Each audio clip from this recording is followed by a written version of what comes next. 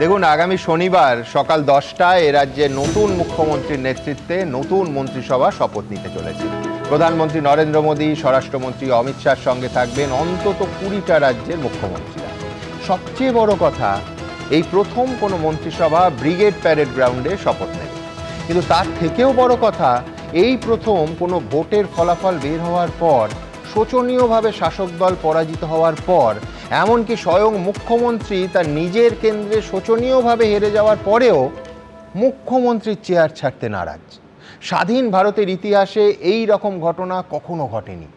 এবারই ভোটে হেরে বিজয়ন পদত্যাগ করেছেন, স্ট্যালিন পদত্যাগ করেছেন, একমাত্র পশ্চিমবঙ্গের মুখ্যমন্ত্রী পদত্যাগ করতে রাজি নন। অবশ্য আজই তার মন্ত্রিসভার মেয়াদ শেষ হয়ে যাচ্ছে, সেইটা রক্ষে। কিন্তু বিশ্বাস করুন, আমাদের দেশের সংবিধান প্রণেতারা কেউ কল্পনাও করতে পারেননি যে ভারতবর্ষের কোনো রাজ্যে এই ঘোর কলিকালেও এই রকম কিছু একটা ঘটতে পারে। দেখুন, সেই কবে পূর্ণেন্দু পত্রী লিখেছিলেন না, কাল এই চেয়ারে বসেছিলে তুমি, আজ সেই চেয়ারে দাঁত বার করে হাসছে হাজার হাজার মরচে পড়া পেরেক। ভাবুন, নতুন মুখ্যমন্ত্রীর শপথের প্রস্তুতি শুরু হয়ে গেছে, কিন্তু পুরনো মুখ্যমন্ত্রী চেয়ার ছাড়তে নারাজ। ভাবা যায়? দেখুন, আরও এক ইতিহাসের সাক্ষী হতে চলেছে ব্রিগেড প্যারেড গ্রাউন্ড। শুরু হবে নতুন এক অধ্যায়ের, সূচনা হবে এক নতুন পথ চলার, রচিত হবে ইতিহাস।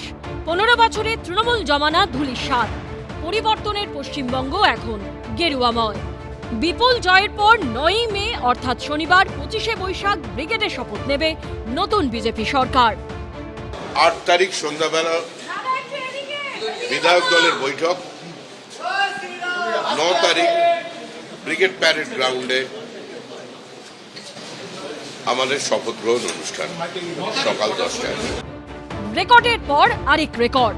শপথ গ্রহণ অনুষ্ঠান ঘিরে প্রস্তুতি তুঙ্গে উঠেছে ব্রিগেডে। তৈরি হয়েছে তাঁবু। মাঠ পরিদর্শন করেছেন কলকাতা পুলিশের অফিসাররা। আমরা দেখতে পাচ্ছি যে ইতিমধ্যেই ট্রাকে করে, গাড়িতে করে কার্পেট, চেয়ার এবং তার পাশাপাশি ব্যারিকেড করবার জন্য যে বাঁশের প্রয়োজন হয় সেগুলো সমস্তটাই নিয়ে আসা হচ্ছে। অর্থাৎ আগামী 9ই মে সার্বিকভাবে সুচারুভাবে এই অনুষ্ঠানকে সুসম্পন্ন করতে গেলে এখন থেকেই যা প্রস্তুতি নেওয়ার প্রয়োজন, সেই প্রস্তুতির কাজ বিজেপির নেতা এবং কর্মীদের তরফ থেকে, তার পাশাপাশি প্রশাসনের তরফ থেকে করা হয়েছে এবং এই প্রস্তুতি কিন্তু ইতিমধ্যে তুঙ্গে। আমার মেন পারপাস ছিল কি গ্রাউন্ডে কোন দিকে স্টেজ হচ্ছে, কোন দিক থেকে ক্রাউড সার্কুলেশন হবে, এইসব ছোট ছোট ডিটেলসগুলো জানার জন্য। ভোট প্রচারে রাজ্যে এসে প্রধানমন্ত্রী জানিয়েছিলেন বিজেপি সরকারের শপথ গ্রহণ অনুষ্ঠানে হাজির থাকবেন তিনি। मैं इस विश्वास के साथ वापस जा रहा हूं कि 4 मई के नतीजों के बाद बीजेपी के शपथ ग्रहण समारोह में मुझे आना ही है। 9 তারিখ ব্রিগেড প্যারেড গ্রাউন্ডে সকাল 10টার সময় প্রধানমন্ত্রী, স্বরাষ্ট্রমন্ত্রী, বিজেপির আরো সিনিয়র নেতৃবৃন্দ এবং সমস্ত রাজ্যের যারা মুখ্যমন্ত্রী আছেন, এনডিএ শরিকদেরও যারা মুখ্যমন্ত্রী আছেন, তারা সকলে উপস্থিত থাকবেন। সমাজের বিভিন্ন স্তরের মানুষ যারা জাতীয় পুরস্কার পেয়েছেন, পদ্ম অ্যাওয়ার্ডে আছেন এবং সমাজের নিজ নিজ ক্ষেত্রে যারা প্রতিষ্ঠিত, সে ধরনের সমস্ত মানুষ তারা আমন্ত্রিত থাকবেন। কিন্তু এখন যখন প্রথম ঐতিহাসিক বিজেপি সরকারের শপথ গ্রহণের রাজকীয় তোড়জোড় চলছে, তখন পরাজিত হয়েও পদ আঁকড়ে পড়ে রয়েছেন মমতা বন্দ্যোপাধ্যায়। যাবতীয় রীতি রেওয়াজ, নীতি, সংবিধানের উল্টো পথে হেঁটে তিনি যা করছেন তা এর আগে কেউ কখনো করেনি। গোটা রাজ্য, গোটা দেশ তারই আচরণে হতভম্ব, স্তম্ভিত, লজ্জিত। কেন, কিসের জন্য? আমরা তো হারিয়ে নিয়ে যাবো। হারলে আমি যদি শপথ দিতে যেতাম তাহলে আমি রেজিগনেশনটা করতাম। উনি যদি না দেন আমরা কেউ চাইতেই যাবে না। শুধু একটা কথাই বলবো, দিদি, উনি বিশেষ করে ভাইবোকে বলবো, চেয়ার ছাড়তে সত্যি খুব কষ্ট হয়। Chief minister of West Bengal একটা চেয়ার ওখানে লেখা থাকবে, আর নিচে একটা ছোট করে এক্স লেখা থাকবে। চেয়ারটা আমরা পাঠিয়ে দেবো। ভোটে হেরেও চেয়ার আঁকড়ে থাকার এই নিরর্থক চেষ্টা নিয়ে কটাক্ষ, নিন্দা, সমালোচনার ঝড় বইছে। কিন্তু তাতেও মমতা বন্দ্যোপাধ্যায়ের কোনো হেলদোল নেই। সূত্রের খবর, বুধবার সদ্য নির্বাচিত তৃণমূল বিধায়কদের সঙ্গে বৈঠকে তিনি ফের বলেন, আমি হারিনি, আমাকে জোর করে হারানো হয়েছে, সেই কারণে আমি রাজভবনে গিয়ে পদত্যাগ করব না। সূত্রের খবর, ভোটে কারচুপি করে হারানোর অভিযোগে এবার সুপ্রিম কোর্টের দ্বারস্থ হতে চলেছে তৃণমূল। বুধবার তৃণমূলের নবনির্বাচিত বিধায়কদের সঙ্গে বৈঠকে এই বার্তা দেওয়া হয়েছে। We will take it up legally. It's very unfortunate. তবে মমতা বন্দ্যোপাধ্যায় গো ধরে বসে থাকলেও তাতে কোনো গুরুত্ব না দিয়েই এখন চারিদিকে সাজো সাজো রব। শপথ নিতে চলেছে বিজেপি সরকার। দীপক ঘোষ, সুমন ঘরাই ও সৌভিক মজুমদারের রিপোর্ট, এবিপি আনন্দ। ভাবুন, বিদায়ী মুখ্যমন্ত্রী মমতা বন্দ্যোপাধ্যায় গতকাল নিজেকে বলেছেন ফ্রি বার্ড, কিন্তু কার্যক্ষেত্রে সেই পাখি মানে সেই মুক্ত বিহঙ্গ সোনার খাঁচা আঁকড়ে আছেন। মুখে বলছেন আমার চেয়ারের কোনো মোহ নেই, কালও বলেছেন, কিন্তু শোচনীয় পরাজয়ের পরেও মুখ্যমন্ত্রীর চেয়ারটা ছাড়তে পারছেন না। আবার বলছি, যদি আজ রাতে মন্ত্রিসভার মেয়াদটাই না শেষ হয়ে যেত, চূড়ান্ত একেবারে সাংবিধানিক সংকট হতে পারত। রাজ্যপাল তাকে বরখাস্ত করে দুদিনের জন্য রাষ্ট্রপতি শাসন জারি করতেই পারেন, কিন্তু এই হাস্যকর জটিলতা কেন? তৃণমূল কি ভাবছে জানি না, পেছনে কোন রাজনীতির অঙ্ক আছে তাও জানি না। অনেকে বলছেন মমতা বন্দ্যোপাধ্যায় রাজনৈতিকভাবে শহীদ হতে চাইছেন, তাও সত্যি কিনা আমি জানি না। কিন্তু কারণ যাই হোক, একজন পরাজিত মুখ্যমন্ত্রী বিজয়ী মুখ্যমন্ত্রীকে চেয়ার ছাড়ছেন না, এইটা কি আমাদের রাজ্যের পক্ষে, কোনো রাজ্যের পক্ষেই খুব সম্মানের বিষয়? আমার প্রথম বক্তা জয়ন্ত নারায়ণ চট্টোপাধ্যায়। সুমন, স্বাধীনতার পর তোমার অনুষ্ঠানে প্রথম, মানে সরি স্বাধীনতা নয়, মানে পালা বদলের পর তোমার অনুষ্ঠানে আমি আজকে প্রথম এলাম, এবং এমন একটা তুমি বিষয় দিলে যে আমি এটা কি বলে শুরু করবো আমি সেটাই বুঝতে পারছি না। তুমি আমার কথাটা বলে দিয়েছিলে যে আইন প্রণেতারা তারা কল্পনাও করতে পারেননি যে এই রকম একটা দিন আসতে পারে, প্রাক্তন হয়ে যাওয়া মুখ্যমন্ত্রী ছেলে মানুষের মতো কাঁদুনি গাইতে পারেন আমি চেয়ার ছাড়বো না। এগুলো তো বাচ্চারা খেলে এভাবে। যাই হোক, উনি বলছেন উনি চেয়ার ছাড়বেন না, এটা কখনো হতে পারে না, কারণ আমাদের আইন প্রণেতারা ঠিক কথা এটা ভাবেননি, কিন্তু তারা বাঁচিয়ে দিয়েছেন একটা কথা বলে।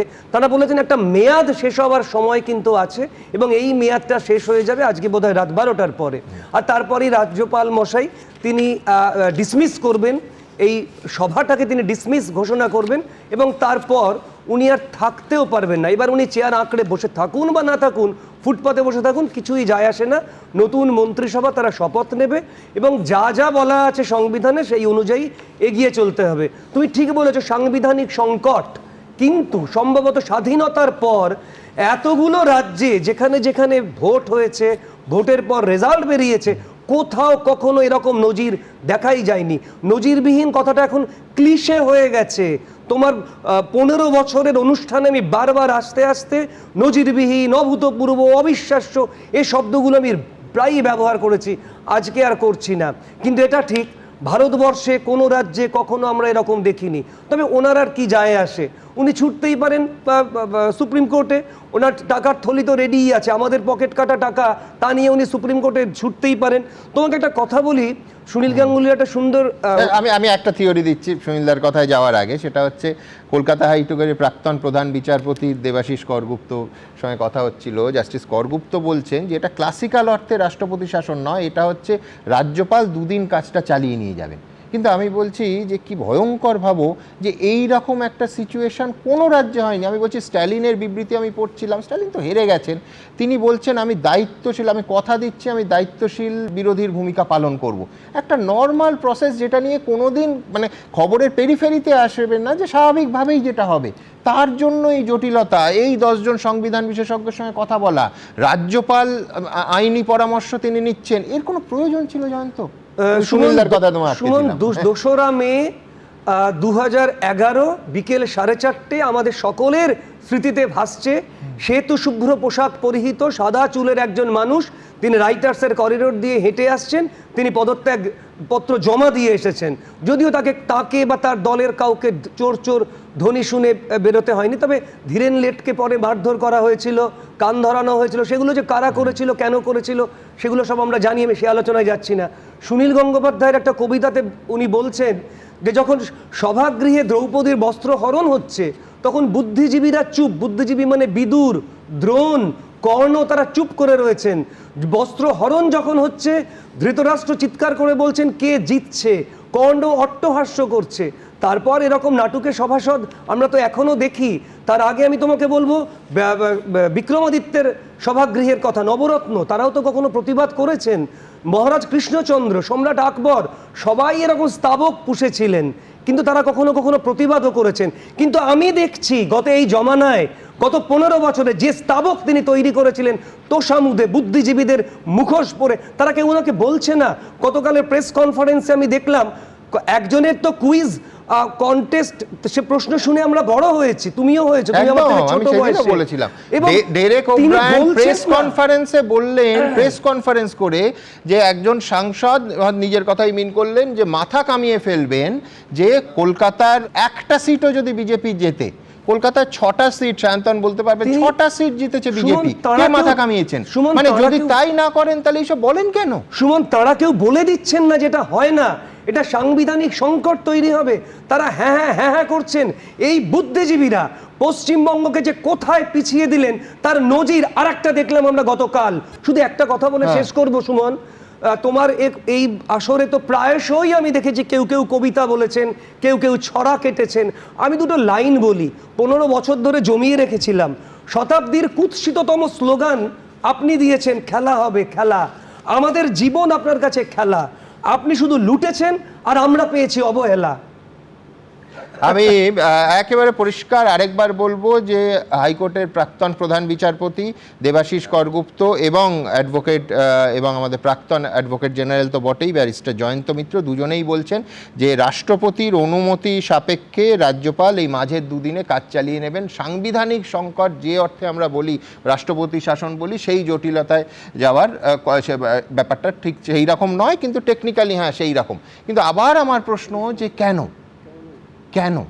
এবং আমি এইখানে আপনাদের সামনে খুব স্বাভাবিকভাবেই সরকার গঠনের জন্য একদিকে রাজভবনে চূড়ান্ত তৎপরতা, এবং অবশ্যই এই রকম একটা সাংবিধানিক বিষয় সংবিধান বিশেষজ্ঞ এবং আইনজ্ঞদের পরামর্শ নিচ্ছেন রাজ্যপাল। এই ঘটনায় যে কোনো মুহূর্তে আপডেট থাকতে পারে, বড় আপডেট থাকতে পারে, সেই মুহূর্তে আপনাদের সামনে রাখবো। আপাতত রাজভবনের প্রস্তুতি দেখুন। বুধবার মমতা বন্দ্যোপাধ্যায়ের মন্ত্রিসভার মেয়াদ শেষ, ভঙ্গ হচ্ছে বর্তমান বিধানসভা। রাজ্যে গেরুয়া ঝড়ে ধুয়ে মুছে সাফ হয়ে গেছে তৃণমূল। 9ই মে ব্রিগেডে শপথ গ্রহণ অনুষ্ঠানের প্রস্তুতি নিচ্ছে বিজেপি, চলছে রাজকীয় তোড়জোড়। কিন্তু বিপুল পরাজয়ের পরও এখনো মুখ্যমন্ত্রীর কুর্সি আঁকড়ে ধরে আছেন মমতা বন্দ্যোপাধ্যায়। জোর করে দখল করে যদি কেউ মনে করে যে আমি কি রেজিগনেশন দিতে হবে, নো, নট দ্যাট। এই প্রেক্ষাপটে তৎপর হলো লোকভবন। বুধবার রাজ্যের মুখ্য সচিব দুষ্মন্ত নারীওয়ালার সঙ্গে বৈঠক করেন রাজ্যপাল RN রবি। সূত্রের খবর, রাজ্যপালের পরামর্শ মেনে পরবর্তী পদক্ষেপ নেবেন মুখ্য সচিব। এদিনই লোকভবনে গিয়ে গেজেট নোটিফিকেশন জমা দেন মুখ্য নির্বাচনী আধিকারিক মনোজ আগরওয়াল। অনারেবল লোক ভবন সঙ্গে কথা করবেন, এটা আমার কোনো ইখতিয়ার নেই। এখন অ্যাসেম্বলি কনস্টিটিউট করা, বাকি কাজ যেটা আছে ওটা লোক ভবনে আছে। ইসিআই এখন এই ইলেকশনে কাজ শেষ। কিন্তু হেরে যাবার পরও হার স্বীকার না করে যদি পদত্যাগ নাও করেন মমতা বন্দ্যোপাধ্যায়, তাহলেও কি আদৌ কোনো সমস্যা হবে বিজেপির প্রথম সরকারের শপথ গ্রহণে? আইন বিশেষজ্ঞরা বলছেন একদমই নয়, গো ধরে বসে থেকে কোনো লাভ নেই। যেহেতু এখানে নির্বাচন কমিশন তার গেজেট নোটিফিকেশনটা নিয়ে এসছে নির্বাচনের রেজাল্ট দেখা যাচ্ছে যে এই চিফ মিনিস্টারের ফরে নেই, সেই জন্যে গভর্নরের পাওয়ার আছে এই চিফ মিনিস্টারকে ডিসমিস করা। এই চিফ মিনিস্টারকে ডিসমিস করা মানেই তার এন্টায়ার ক্যাবিনেট মিনিস্টার ডিসমিস হয়ে গেল। এরপরে শপথ অনুষ্ঠানের আগে এখন যে নির্বাচন করে যেসব এমএলএরা জিতে এলো তাদের যে অ্যাসেম্বলিটা হবে, তাহলে এই যে ইন্টারিম পিরিয়ডটা এটা গভর্নর নিজেই চালাতে পারে। তামিলনাড়ুতে ডিএমকে হেরেছে, কেরলে বামেরা পরাজিত হয়েছে। ভোটের ফল বেরোতেই দুই রাজ্যের বিদায়ী মুখ্যমন্ত্রী রাজ্যপালের কাছে পদত্যাগপত্র জমা দিয়ে এসেছেন। একমাত্র ব্যতিক্রমী মমতা বন্দ্যোপাধ্যায়। সংবিধানে লেখা আছে মাননীয় গভর্নর লোকভবন এই বিষয়ে যথাযথ সাংবিধানিক পদক্ষেপ নেবে, এটা আশা করি। এর বাইরে আমি কোনো মন্তব্য করি না। পশ্চিমবাংলার রাজনীতিতে উনি এখন অপ্রাসঙ্গিক, উনার জন্য বেসিক বাক্য খরচ করার কোনো প্রয়োজন আছে বলে। দু একদিনের মধ্যে ক্ষমতার নেশা কেটে গেলে চুপচাপ কালীঘাট চলে যাবে। পাবলিক গলা ধাক্কা দিয়েছে, এখন কোথায় থাকবে না, রিটায়ারমেন্টের বয়স হয়ে গেছে, পাবলিক বলছে সন্ন্যাসে যান, ম্যান্ডেট এসে গেছে, তার বিরুদ্ধে উনি কোর্টের বিরুদ্ধে যাবেন, নির্বাচন কমিশনের বিরুদ্ধে যাবেন, সংসদের বিরুদ্ধে যাবেন, এখন পাবলিকের বিরুদ্ধে যাবেন। নতুন সরকার হবেই, এ নিয়ে কোনো সন্দেহ নেই। এ বিষয়ে সংবিধানে স্পষ্ট সংস্থান আছে। বিজেপির নতুন মুখ্যমন্ত্রী শপথ নেবেই, কিন্তু মমতা বন্দ্যোপাধ্যায় যা করছেন তাতে কি তারই ভাবমূর্তি আরো খারাপ হচ্ছে না? নিজেই কি নিজের আরো ক্ষতি করছেন না মমতা?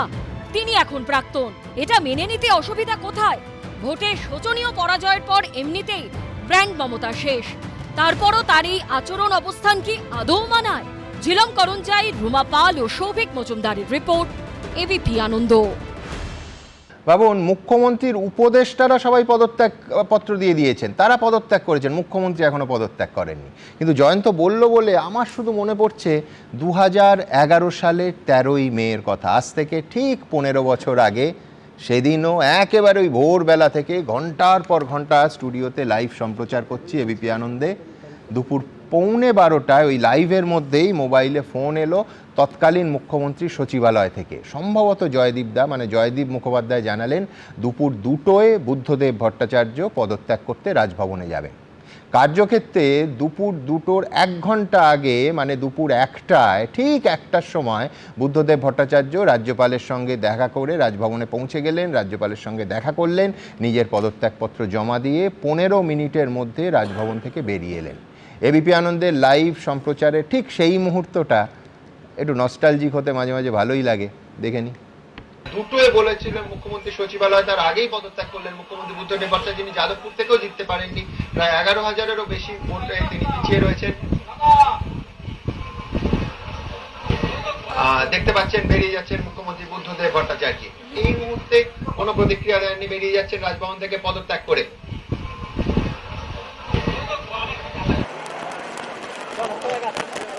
আচ্ছা, ভেতরে কি হয়েছিল?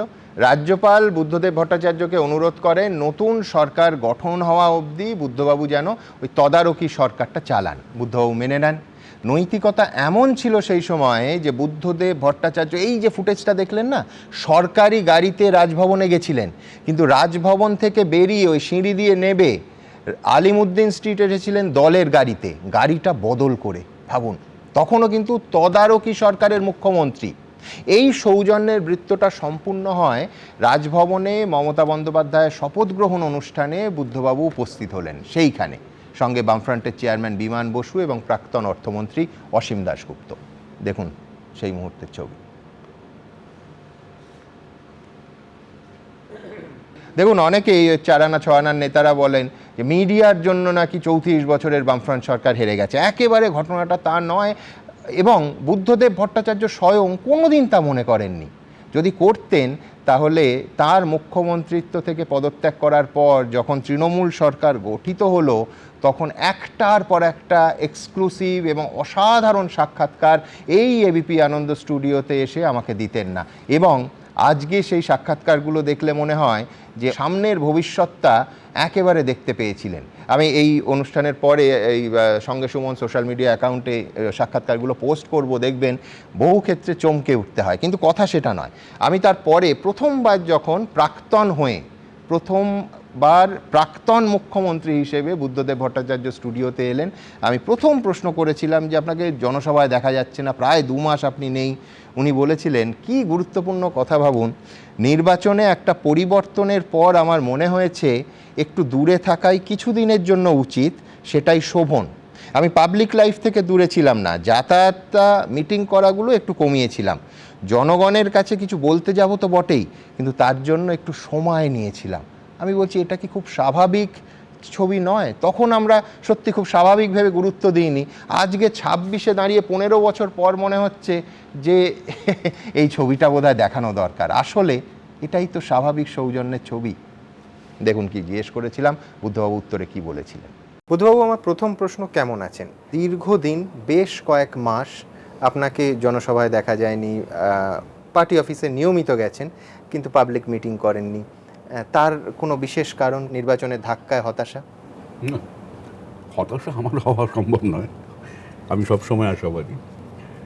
নির্বাচনে একটা পরিবর্তনের পর আমার মনে হয়েছে একটু দূরে থাকাই কিছুদিনের জন্য উচিত।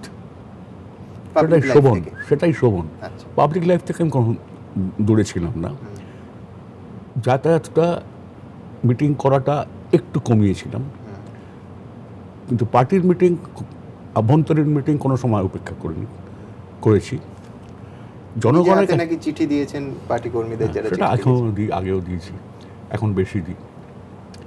জনগণের কাছে কিছু কথা বলতে যাব, এটার জন্য একটু সময় নিয়েছিলাম। বেশ, এবার নস্টালজিয়া থেকে একেবারে বাস্তবে এবং কঠোর বাস্তবে আমি সায়ন্তন বসুকে দিয়ে শুরু করব। সায়ন্তন, প্রথম প্রশ্ন কি আপনাদের কাছে কি খবর যে টেকনিক্যালি দুদিনের জন্য হলেও রাষ্ট্রপতি শাসন জারি হচ্ছে কিনা, এবং এই বিদায় মুখ্যমন্ত্রী নিয়ে তো এত জটিলতা নিয়ে আলোচনা করছে, আপনাদের কে মুখ্যমন্ত্রী হতে চলেছে? না দেখুন, রাষ্ট্রপতি শাসন বা রাজ্যপালের যে শাসন একদম যেটা আলোচনা চলছে, আমার মনে হয় সেগুলো খুব নিয়ে বিশাল আলোচনার দরকার নেই, কারণ কোনো কনস্টিটিউশনাল ক্রাইসিস নেই।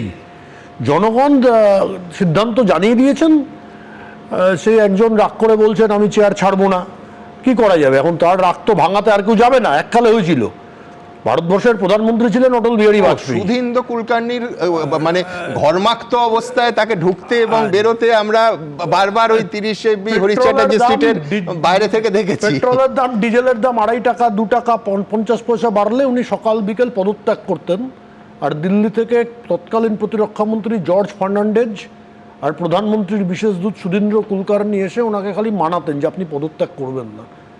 আর এবার ওনাকে কেউ বলতেও যাবে না যে আপনি পদত্যাগ করুন, কি পদত্যাগ করবেন না, কারণ সংবিধানে তার নির্দিষ্ট ব্যবস্থা আছে। এবার আপনি একটা বিষয় বললেন যে তৃণমূলের এরকম ঘটনা তো খুব ভাবতে পারেননি সংবিধানে।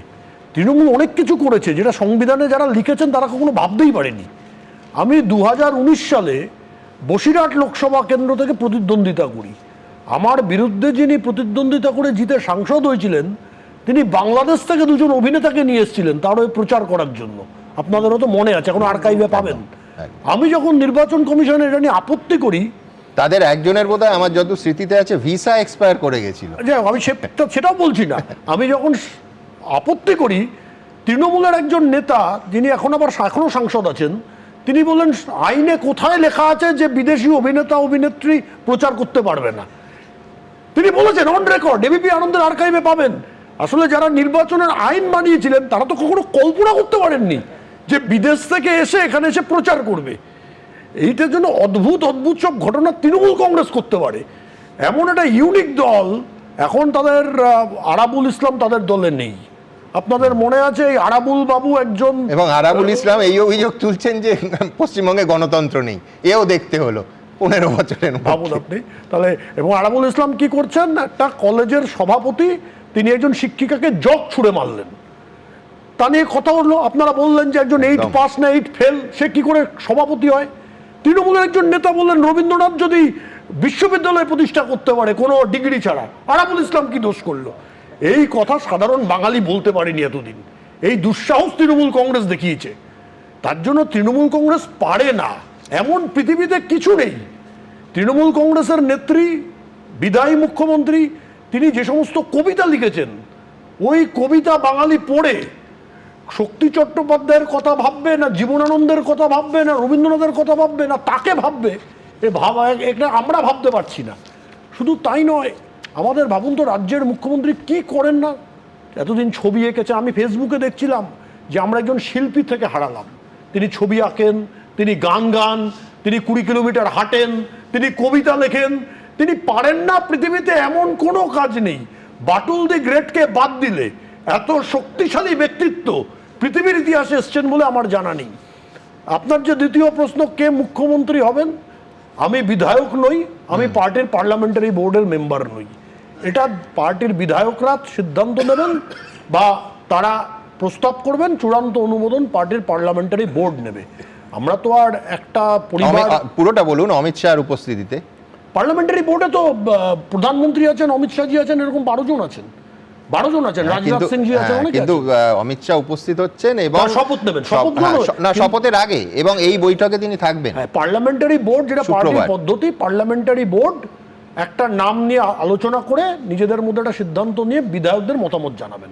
সেখানে যদি অমিত শাহ পর্যবেক্ষক হিসেবে উপস্থিত থাকবেন, ওড়িশার মুখ্যমন্ত্রী সহ পর্যবেক্ষক হিসেবে উপস্থিত অন্য রাজ্য তেমন অন্য নেতারা যাচ্ছেন, বাকি যেখানে আসামে আমাদের মুখ্যমন্ত্রী হবে। এমনকি গতবার আমরা সরকার তৈরি করতে পারিনি, কিন্তু একই পদ্ধতি এখানে হয়েছিল বিরোধী দল নেতা নির্বাচন করার জন্য। এটা তো একটা পাড়ার পার্টি নয়, একটা রাজ্যের পার্টি নয়, সর্বভারতীয় দল। প্রত্যেক রাজ্যে প্রধানমন্ত্রী এবং মুখ্যমন্ত্রীর ক্ষেত্রে বিধায়ক এবং সাংসদ এবং চূড়ান্ত সিদ্ধান্তের অধিকারী হচ্ছেন পার্লামেন্টারি বোর্ড। তারা বসে যা সিদ্ধান্ত নেবেন, একজন পার্টির কর্মী কার্যকর্তা হিসেবে আমরা সকলে সেটা মানব। বেশ, এইখানে আমরা অবশ্যই প্রদীপ্তর কাছে যাব, কিন্তু তার আগে ইতিমধ্যেই শুধু ভোটের কাটাছেঁড়া হচ্ছে না, তার কারণ স্টুডিওতে সেই দিনই প্রদীপ্ত বেশ কিছু আত্মসমালোচনা করেছিল, আমি সেই প্রসঙ্গে আসব। কিন্তু তার আগে প্রায় প্রতিদিনই তৃণমূলের বহু নেতা এবং হেভিওয়েট নেতা, আমি পরপর উদাহরণে আসব, কিন্তু তারা একেবারে সরাসরি শীর্ষ নেতৃত্বের বিরুদ্ধে তাদের যাবতীয় ক্ষোভ উগরে দিচ্ছেন। আই রিপিট, আইপ্যাক বা কোনো সংস্থার প্রতি নয়, একেবারে কার্যত দলের শীর্ষ নেতৃত্ব মমতা বন্দ্যোপাধ্যায়, অভিষেক বন্দ্যোপাধ্যায়দের বিরুদ্ধে তাদের ক্ষোভ বা তাদের সমালোচনা প্রকাশ্যে বলতে শুরু করেছেন। দেখুন, ওরা ওই পুরো ডেটাটা বিজেপিকে দিয়ে রেখেছি। অভিষেক বন্দ্যোপাধ্যায় আজকালকার আধুনিক নেতা, তিনি তৃণমূল স্তর থেকে নেতৃত্বে উঠে আসেনি। পরাজয়ের পর তৃণমূলের অন্দরে ক্ষোভের বিস্ফোরণ। জোড়াসাঁকোর প্রাক্তন তৃণমূল বিধায়ক বিবেক গুপ্ত, হারের পর কার্যত ক্ষোভ উগরে দিয়েছেন তিনি। আইপ্যাক হচ্ছে একদম চিটিংবাজ, গাদ্দার, চোর। ওই ডেটা আইপ্যাক বিজেপিকে দিল না, এর গ্যারেন্টিটা কার? আমরা যা ইন্টারনাল পার্টি মিটিং হচ্ছে, ওর পুরো লিঙ্ক বিজেপির কাছে থাকতো। আপনার থেকে টাকা চাওয়া হয়েছে? হ্যাঁ, ওটা বলিনি, বলে আপনার কন্ট্রিবিউশন কিছু নেই পার্টিতে। এই যে আইপ্যাকের এই ভূমিকা, সেটা মমতা বন্দ্যোপাধ্যায়, অভিষেক বন্দ্যোপাধ্যায় জানতেন না? মনে হয় জানবে কীরকম, অ্যাক্সেসই তো নেই। আমরা দেখুন, সব জিনিস তো ওনার পিএকে বলতে পারি না, আমরা সুযোগ পাই না লিডারশিপের সঙ্গে কথা করাটা। পরাজিত একাধিক প্রার্থী থেকে প্রাক্তন বিধায়ক, দলের বিরুদ্ধে ক্ষোভের আগুন ঝরে পড়েছে একের পর এক নেতার গলায়। অভিষেক বন্দ্যোপাধ্যায় আজকালকার আধুনিক নেতা, তিনি তৃণমূল স্তর থেকে নেতৃত্বে উঠে আসেনি। ন্যাচারালি দুজনের মধ্যে তো একটা পার্থক্য আছে।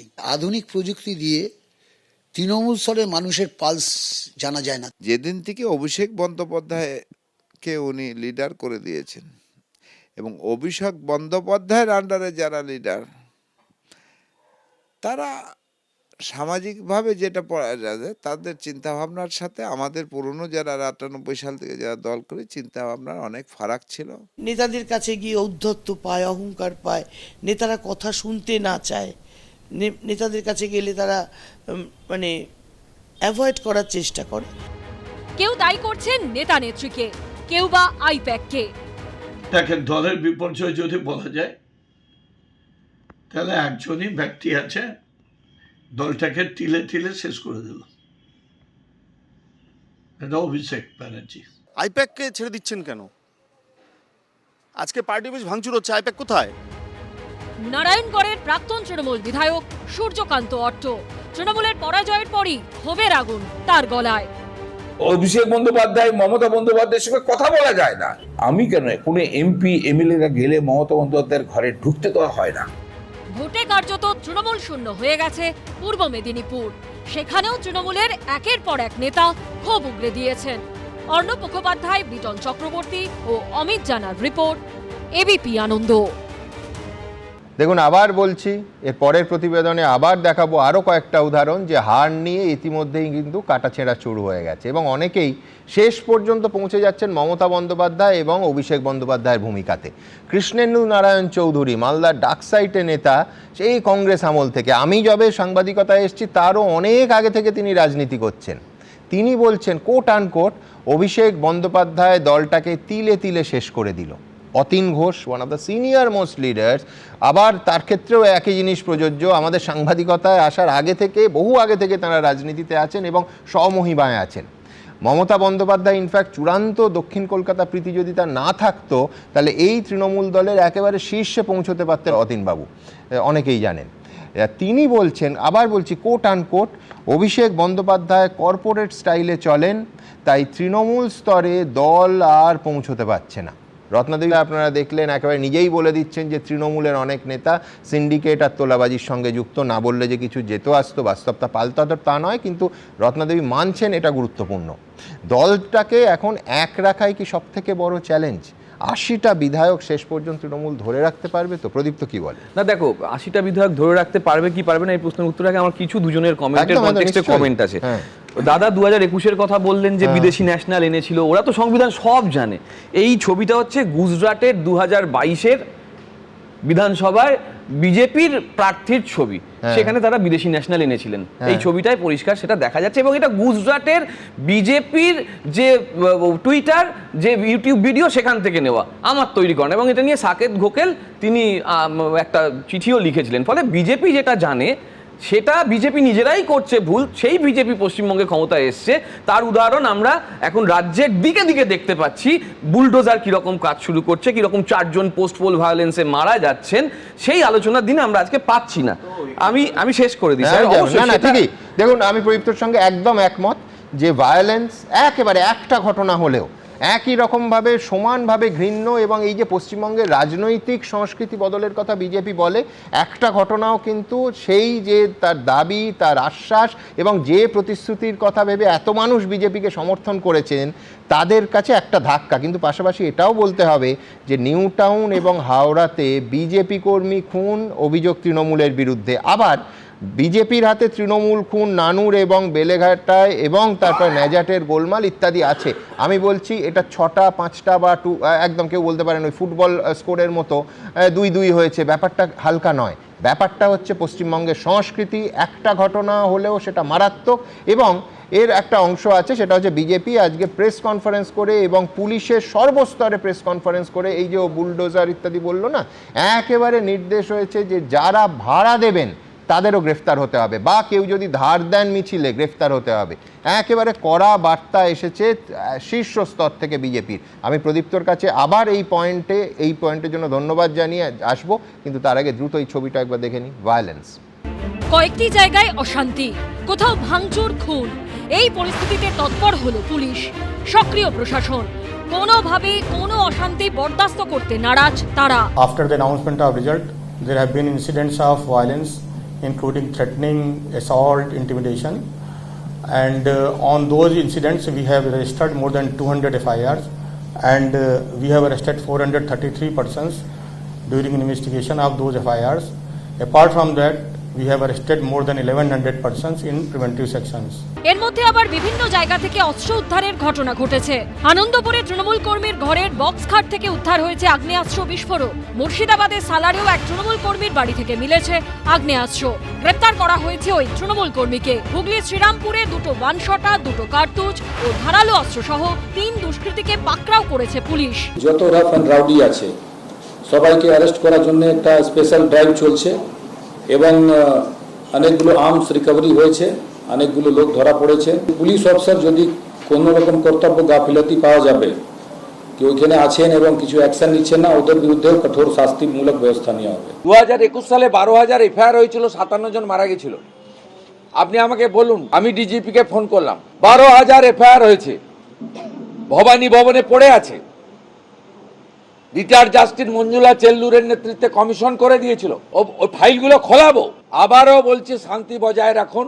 ভারতীয় সংহিতা অনুযায়ী চোর, খুনি, ডাকাত, অত্যাচারীদের আইন অনুযায়ী ব্যবস্থা হবে, দেখতে থাকুন। উত্তর 24 পরগনার ন্যাজাট ও দক্ষিণ 24 পরগনার ক্যানিংয়ে পুলিশ আক্রান্ত হয়েছে।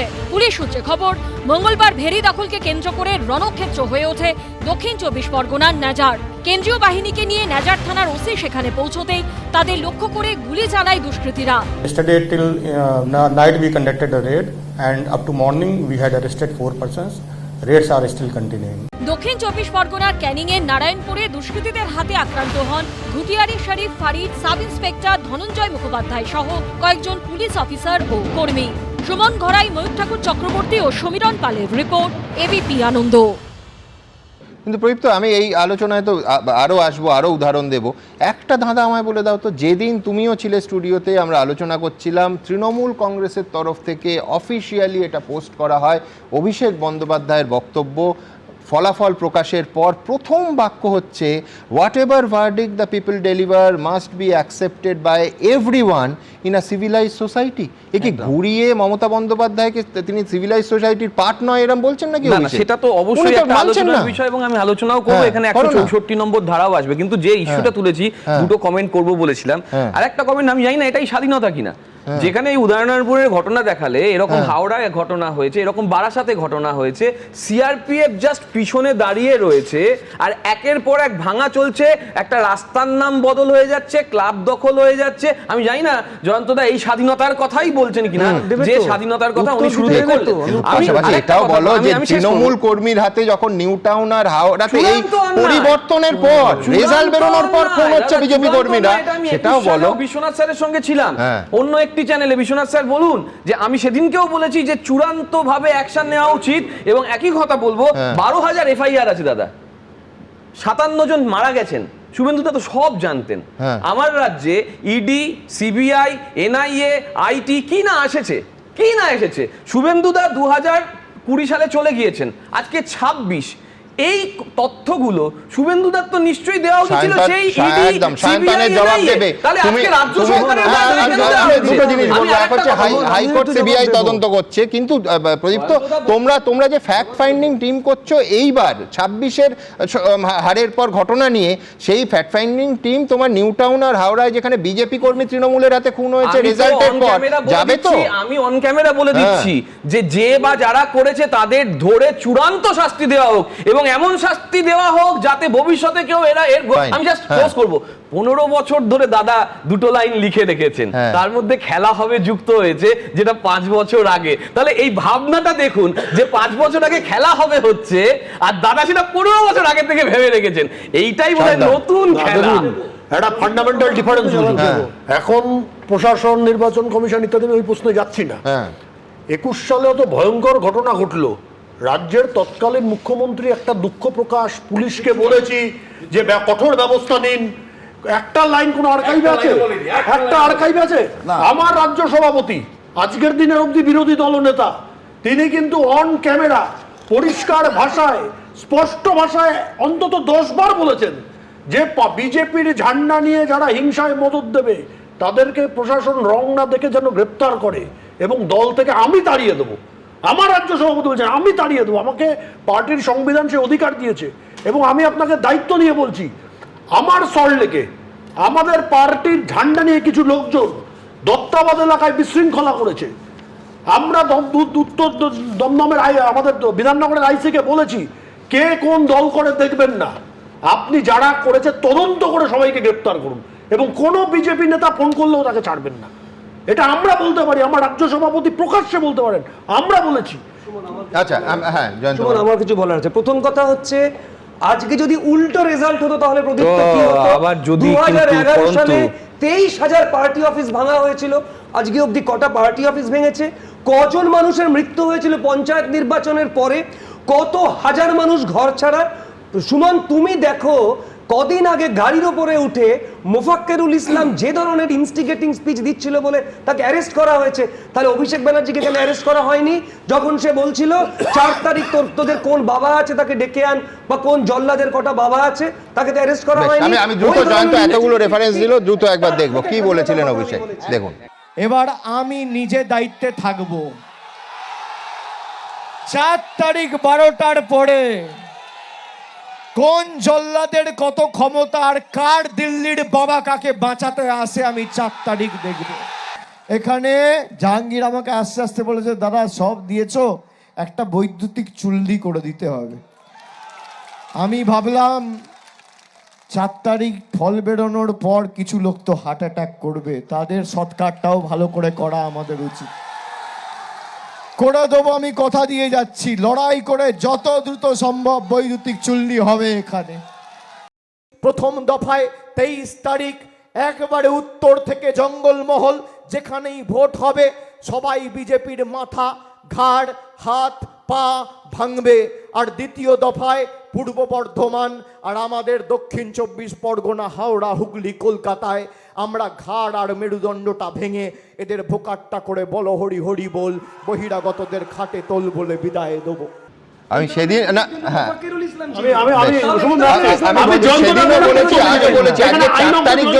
তৃণমূল কংগ্রেসের সরকার হতো কত রক্ত জয়ন্তদা এখানে আছেন, আপনি আইনজীবী।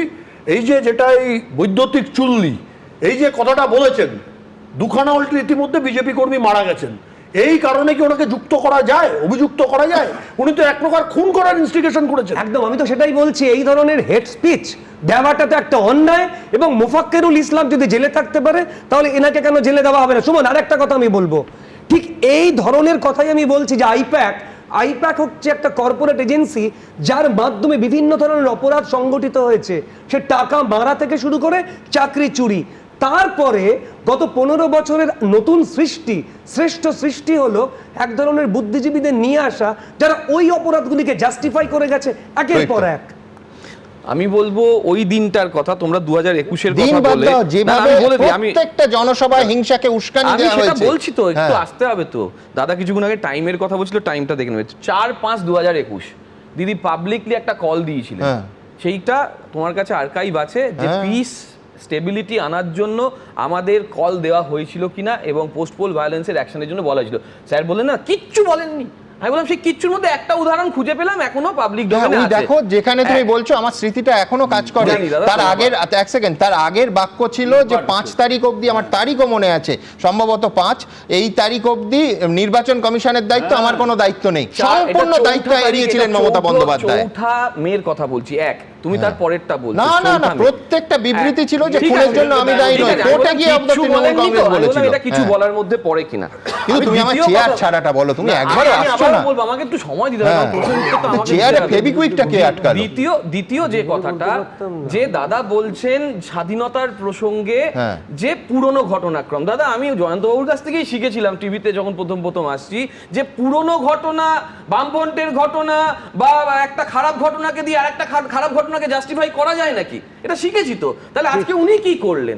আমরা নাকি বুদ্ধিজীবীরা চোখে ঠুলি পড়ে বসে থাকি বা কিছু, তাহলে উনি আজকে কি করলেন? আমি বলছি উনিও তো পুরনো ঘটনা, আজকে রেজাল্ট উল্টো হলে উনি অন্য কিছু হতো, রক্তারক্তি অনেক বেশি হতো। একবারের জন্য বললেন না, কন্ডেম পর্যন্ত করলেন। আমরা তো যে কোনো ঘটনা কন্ডেম করে শুরু করি। অভিষেক আর ব্যানার্জি এই যে কিছুক্ষণ আগে বললেন যে কে কি বলেছে, 227টার মতন বুলডোজার রেলে করে কেন আসছে, রেলমন্ত্রী জবাব দিতে পারবে? আমাকে একটা প্রশ্ন কেন আসছে? অভিষেক ব্যানার্জির এই বক্তব্যকে তুমি কন্ডেম কেন আসছে? আমি কন্ডেম, অভিষেক ব্যানার্জির এই বক্তব্যকে কন্ডেম করো কি করো না? 227 আসছে কিনা, বা কেন উল্টা একটা লাইনে ইয়েস অর নো, কন্ডেম করো কি করো না? প্রতিদিন মৃত্যু, হিংসা এবং 4 তারিখে এসে কি ভয়ঙ্কর করব, সেইটা বারবার দিল্লির কোনো বাবা বাঁচাতে পারবে না, এই কথা বারবার এসছে। কিন্তু এত সিরিয়াস হয়ে যাচ্ছে। আমি আজ ঠিক করেছিলাম যে খুব একেবারে একটা সুস্থ সংস্কৃতিবান আলোচনা হবে আমাদের রাজ্যে, ওইটাই তো সব থেকে মিসিং। কিন্তু আমি নারায়ণ গঙ্গোপাধ্যায় মনে আছে, টেনিদা, একটা অংশ পড়ছি, এর সঙ্গে যদি বাস্তবের কেউ মিল পান সেটা তার মনের সমস্যা, আমি বলছি না। কি নারায়ণ গঙ্গোপাধ্যায় লিখছেন টেনিদার গল্পে, আম্পায়ার বলে বসলো তুমি আউট, চলে যাও। আউট বললেই হলো? আউট হওয়ার জন্য এত কষ্ট করে প্যাড আর পেন্টুলুন পরে আছি? আচ্ছা দেখো একবার, বয়ে গেছে আমার আউট হতে। বললাম আউট হব না, এখন আউট হওয়ার কোনো দরকার দেখছি না। আমি ঠিক বুঝেছিলাম ওরা আম্পায়ার নয়, ওরা ভ্যাম্পায়ার। কুইনাইন চিবনোর মতো যাচ্ছে তাই মুখ করে বললে দরকার না থাকলেও তুমি আউট হয়ে গেছো, স্ট্যাম্প পড়ে গেছে তোমার। পড়ে গেছে তো কি হয়েছে? আমি রেগে বললাম আবার দাঁড় করিয়ে রেখেছো, ওসব চালাকি চলবে না স্যার, এখন আমার ওভার বাউন্ডারি করা হয়নি। কেন জানি না চারিদিকে ভারী যাচ্ছে তাই একটা গোলমাল শুরু হয়ে গেল। ক্লাবের লোকগুলোই বা এরকম দাপাদাপি কেন করছে আমি কিচ্ছু বুঝতে পারলাম না। তার মধ্যে আবার চাল কুমড়ো ক্যাবলাটা ছুটে এলো ওদিক থেকে, চলে যা প্যালা, চলে যা, তুই আউট হয়ে গেছিস।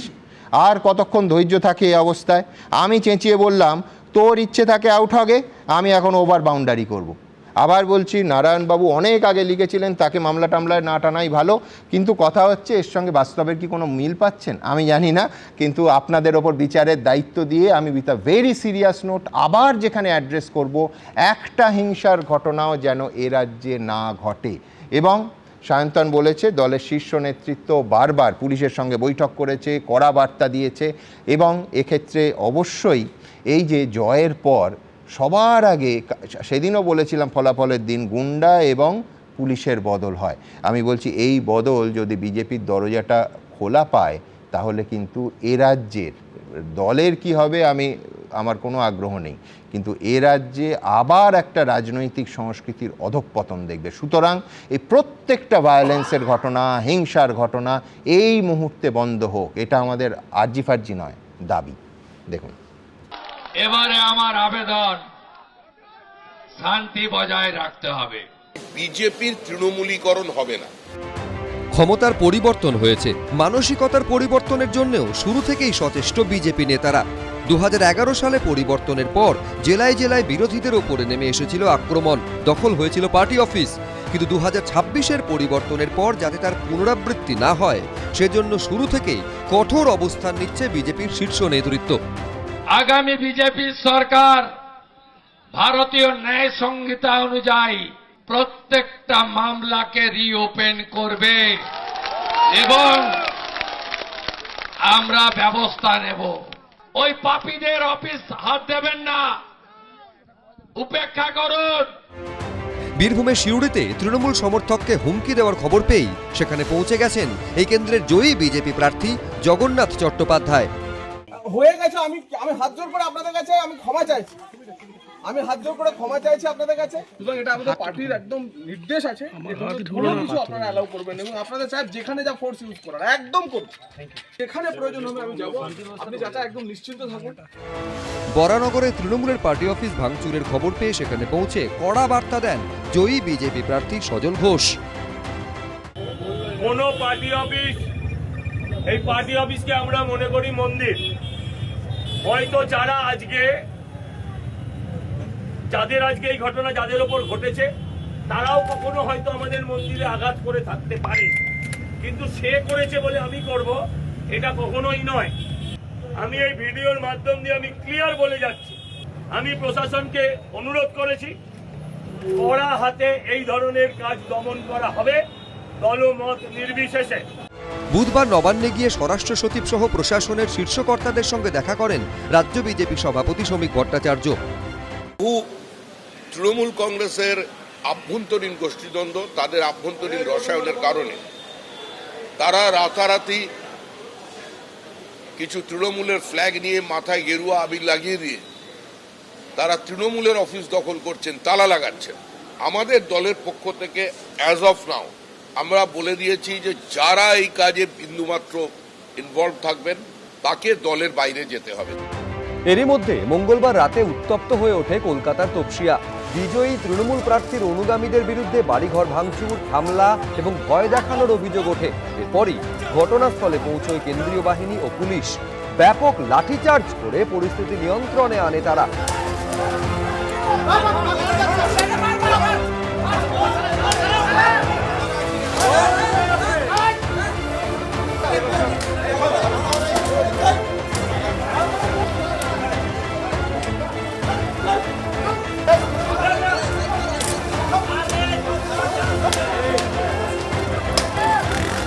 বেশ কয়েকজনকে আটকও করে। সুমন ঘরাই, ভাস্কর মুখোপাধ্যায়, বিটন চক্রবর্তী, এবিপি আনন্দ। দেখুন, আমি একটু অবাকই হলাম, তার কারণ আমার বক্তারা 2021 মানে ভোট সন্ত্রাস, ভোট পরবর্তী সন্ত্রাসের কথা বললেই 21-এর খুব স্বাভাবিকভাবেই উদাহরণটা সামনে আসে, কিন্তু 11 আমরা ভুলে যাব 11। আমি সেদিনই আর্কাইভে বলছিলাম, আজকাল সবাই বড় বড় কথা বলেন যে শুধু নাকি রবীন্দ্রসঙ্গীত আর নজরুল গীতি সেখানে চলেছিল। আমার আর্কাইভ সাক্ষী দিচ্ছে একটার পর একটা অনুষ্ঠান আমাদের করতে হচ্ছিল। 2011-এ বামফ্রন্ট সরকারের পতনের পর মুখ্যমন্ত্রী মমতা বন্দ্যোপাধ্যায় যখন তৃণমূল সরকার তৈরি করেছিলেন, আর এই মুহূর্তে পর্দায় আপনারা ছবি দেখতে পাচ্ছেন, আমি জাস্ট দেখতে পাচ্ছি সেই সব ঘটনা। দুর্গাপুর, দাঁতপুর, গোঘাট সহ বিভিন্ন জায়গায় সিপিএমের নেতাকর্মীরা আক্রান্ত হয়েছেন। 2011-র 14ই মে থেকে 31শে জুলাই অবধি, সংখ্যাটা লক্ষ্য করুন, তারিখটা 2011-র 14ই মে থেকে 31শে জুলাই, 1.5 মাসে অন্তত 30 জন বামপন্থী নেতা কর্মী সমর্থক খুন হন।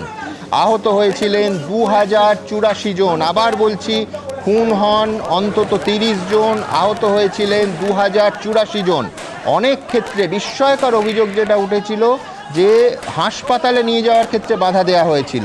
হাজার হাজার বাম কর্মী সমর্থক ঘরছাড়া হয়েছিলেন। প্রায় 2000 সিপিএম কর্মীর বাড়িতে লুটপাট এবং আগুন দেওয়া হয়েছিল এবং বিভিন্ন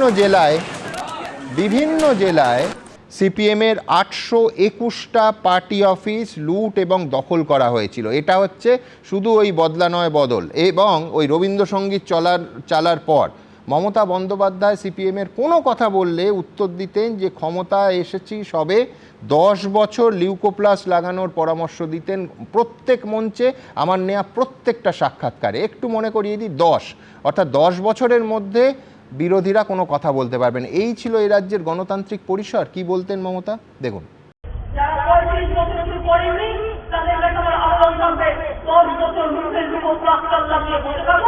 বেশ, এবার 2013 9 এপ্রিল আসি। সেই ঘটনা দিল্লিতে যোজনা কমিশনের সামনে হেনস্থার শিকার হলেন পশ্চিমবঙ্গে তৃণমূল সরকারের তৎকালীন অর্থমন্ত্রী অমিত মিত্র এবং অভিযোগের মূল তীর ঋতব্রত বন্দ্যোপাধ্যায়, যিনি এখন তৃণমূলের বিরাট নেতা, তার নেতৃত্বে সিপিএম তাকে নিগ্রহ করে।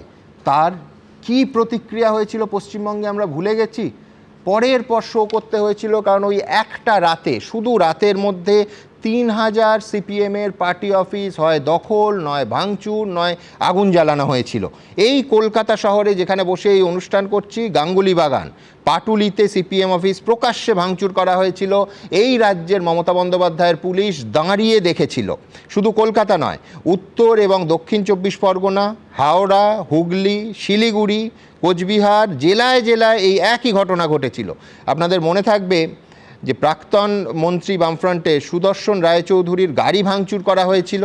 ঘটকপুকুরে তৎকালীন সিপিএম বিধায়ক রেজ্জাক মোল্লার গাড়ি লক্ষ্য করে বোমা ছোড়ার অভিযোগ উঠেছিল এবং আমি জানি না তারপরে রেজ্জাক মোল্লা যখন একেবারে তৃণমূলে গিয়ে শটান মন্ত্রী হয়ে গেলেন, এখন মারা গেছেন, তারপরে ওই বোমা এবং বোমা ছোড়ার কোনো, আমি বলছি, একটা প্রত্যক্ষ অনুপ্রেরণা দিয়েছিল কিনা।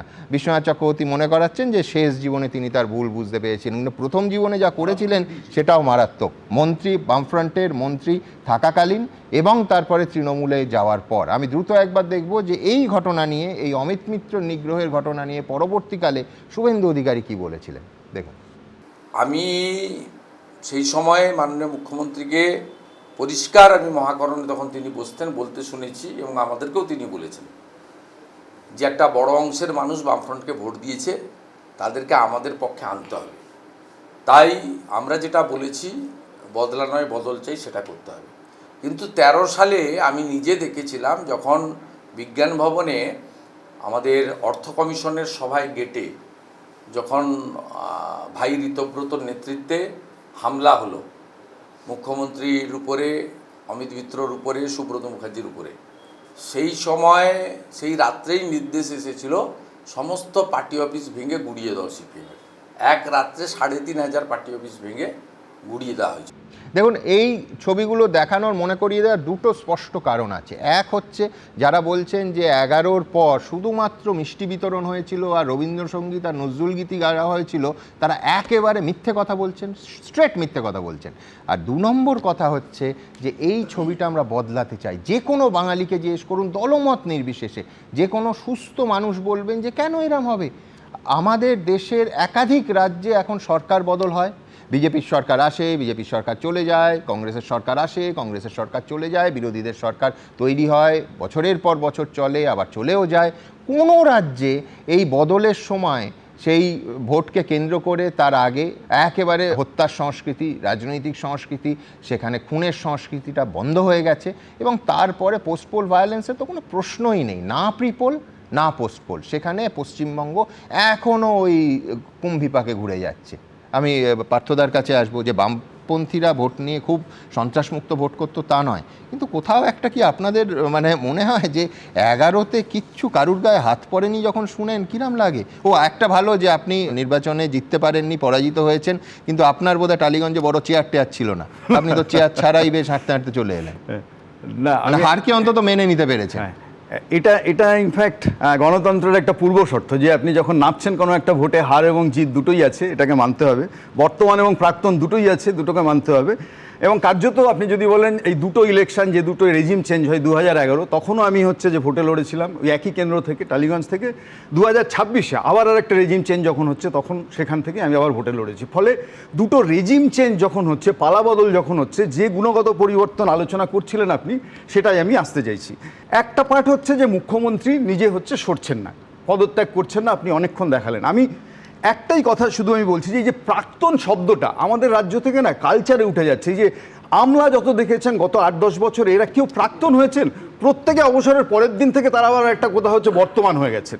ফলে এই যে প্রাক্তন না হওয়ার অভ্যেস, ব্যাধি, এটা যা শুরু হয়েছিল মমতা বন্দ্যোপাধ্যায়ের মুখ্যমন্ত্রীত্বে, এটা স্বয়ং সেই ব্যাধি তাকেও গ্রাস করেছে। ফলে তিনি কখনো নিজেকে প্রাক্তন মনে করতে পারছেন না, এটা একটা রোগ। এবং আমি আপনাকে বলছি, আমি ইঞ্জিনিয়ারিংয়ের ছেলে পড়াচ্ছি 30 বছর ধরে। দুটো শব্দ আছে, একটা হচ্ছে প্রসেস আর একটা হচ্ছে প্রোডাক্ট। অর্থাৎ নির্বাচনটা যদি প্রসেস হয়, তাহলে এই যে এমএলএ তৈরি হচ্ছে, এমপি তৈরি হচ্ছে, এটা হচ্ছে প্রোডাক্ট। যদি মনে হয় যে প্রসেসটা ভুল, সেইখানে কারসাজি হয়েছে, তাহলে তার প্রোডাক্টটা হচ্ছে ভুল হতে বাধ্য। ফলে মমতা বন্দ্যোপাধ্যায়ের এই যুক্তিটা যদি ধরি, তাহলে হচ্ছে যে ভবানীপুর ইলেকশন বা রাজ্যের বিধানসভা ইলেকশন তিনি যদি মনে করেন কারসাজি ভোট, তাহলে গোটা রাজ্যেই এই কারসাজি হয়েছে। ফলে তার যে 88 জন না 80 জন লোক এখনো পর্যন্ত বিধায়ক হিসাবে আছেন, তাহলে তো প্রথম তাদের উচিত হচ্ছে পদত্যাগ করা, যে এই কারসাজির ভোটে। মানে আপনি বলছেন সোজা কথা, নির্বাচনটাই যদি উনি অবৈধ মনে করেন, তাহলে উনি কেন 80 জন পদত্যাগ করুন? 80 জন পুরো পদত্যাগ করবে। আর যদি মনে করেন যে এসআইআর এইরকম একটা চক্রান্তই ছিল, উনি নির্বাচনে অংশগ্রহণ করলেন কেন? হ্যাঁ, ফলে এই প্রশ্নটা, এই যে আমি বলছি যে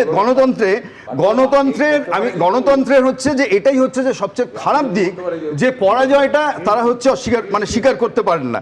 ফলে আমি এই কারণের জন্য বলছি, you have raise the correct point, যে এই যে জয় হলো, এই জয়ের পরও আমি দেখছি সায়ন্তন বাবু পাশে আছেন, আশ্বাস দিচ্ছেন, খুশি হচ্ছি যে অটো টোটোতে পরিবর্তন কিন্তু চলে এসছে মোটামুটি। যে আপনি দেখতে পাবেন চারিদিকে হচ্ছে পতাকা নিয়ে দৌড়াদৌড়ি করছে, আজ কিছু বাসেও দেখলাম বাইপাসে। তার একটা অর্থনীতির ব্যাপার আছে কিন্তু। আমি একাধিক অটোওয়ালা এবং টোটোওয়ালার সঙ্গে কথা বলেছি, তারা স্পষ্ট বলছেন যে দাদা পতাকা বদলেছি, তার কারণ তারা আশা করছেন যে গুণে গেঁথে তোলাবাজির টাকাটা তৃণমূল নেতা, কাউন্সিলর, এমনকি কিছু কিছু এলাকার বিধায়কের হাতে তুলে দিতে হয়, তার লোকেদের হাতে তুলে দিতে হয়, পুলিশকে দিতে হয়, সেইটা এই পতাকাটা লাগালে যেহেতু সায়ন্তনরা ভবিষ্যতে কি করবে দেখাবো, কিন্তু এখন অন্তত মুখে বলছেন যে পয়সা লাগবে না, কেউ পয়সা দেবেন না, নিচ্ছে না, সেহেতু তারা ওইটা বেচে নিজে, বুঝতেই তো পারছেন 30 টাকা যদি রোজগার হয়, তার 5 টাকা দিতে হতো তো তৃণমূলকে, সেটা বাঁচলেও তো অনেক। কারেক্ট। এবং আমি বলছি যে সেটা যদি হয়, অর্থাৎ আমাদের ভবিষ্যৎটা আপনি যে কথা বললেন এটা এই দিকে যায়, অসুবিধা নেই। আবার বলছি যে এই ভোটে জয়ের পরও দেখবেন যে শ্রমজীবী মানুষ বহু জায়গায় আছেন, তাদের উপরে যে হামলা হচ্ছে, আমি বলছি এই হামলাটা এনি কস্ট হচ্ছে থামাতে হবে। এই কারণের জন্য আমাদের রাজ্যে এখনো পর্যন্ত নির্বাচিত সরকার না থাকলেও প্রশাসন আছে, পুলিশ আছে, কেন্দ্রীয় বাহিনী আছে, এবং লাস্টলি আমি আপনাকে যেটা বলবো, সুমন, আপনি অনেকগুলো এই যে 2011-য় রবীন্দ্রসঙ্গীত বেজেছে বলেছিলেন, তো অভিষেক বন্দ্যোপাধ্যায়রা বলেছিলেন যে ডিজে বাজবে, যে শব্দটা 26-এ এসে বলেছেন, আসলে তখন বাজিয়েছেন রবীন্দ্রসঙ্গীত পাড়ায় পাড়ায়, মানে মোড়ে মোড়ে, আর পাড়ায় পাড়ায় জায়গায় জায়গায় হচ্ছে যে ডিজে বেজেছে। ওই যার উদাহরণ হচ্ছে আপনি যে দিয়েছেন, আমি বলতে পারি যে সিপিআইএম এর এই মাত্র 3.5 মাসে 14ই মে থেকে 31শে জুলাই 2011 সাল এই পর্যন্ত আপনি জরিমানা প্রায় 1911 জনের থেকে 13,70,50,000 টাকা জরিমানা আদায় করেছে। মিথ্যা অভিযোগে 721 জন সিপিএম কর্মীর বিরুদ্ধে কেস দিয়েছিল ওই 3.5 মাসে। 821টা দপ্তর লুট করেছে গণসংগঠনের 702খানা। আপনি অগ্নিসংযোগ 40,000 কর্মী বাড়ি ছাড়া হয়ে গেছিল। ফলে আমি এরকম অজস্র উদাহরণ দিতে পারি। 30 জন খুন তো আপনি বললেন, তার মধ্যে একজন মহিলা, আপনাদের মনে থাকবে, শ্যামলী হাসদা, তাকে রেপ করে খুন করা হয়েছিল এবং মুখ্যমন্ত্রী বলেছিলেন যে আমাদেরকে চুপ করে বসে থাকতে, সেলোটেপ লাগিয়ে, কোথাও কিছু হয়নি, রবীন্দ্রসঙ্গীত বাজছে। This was the version of Rabindrasangeet, যেটা হচ্ছে যে মানুষকে তারা শুনিয়েছিলেন।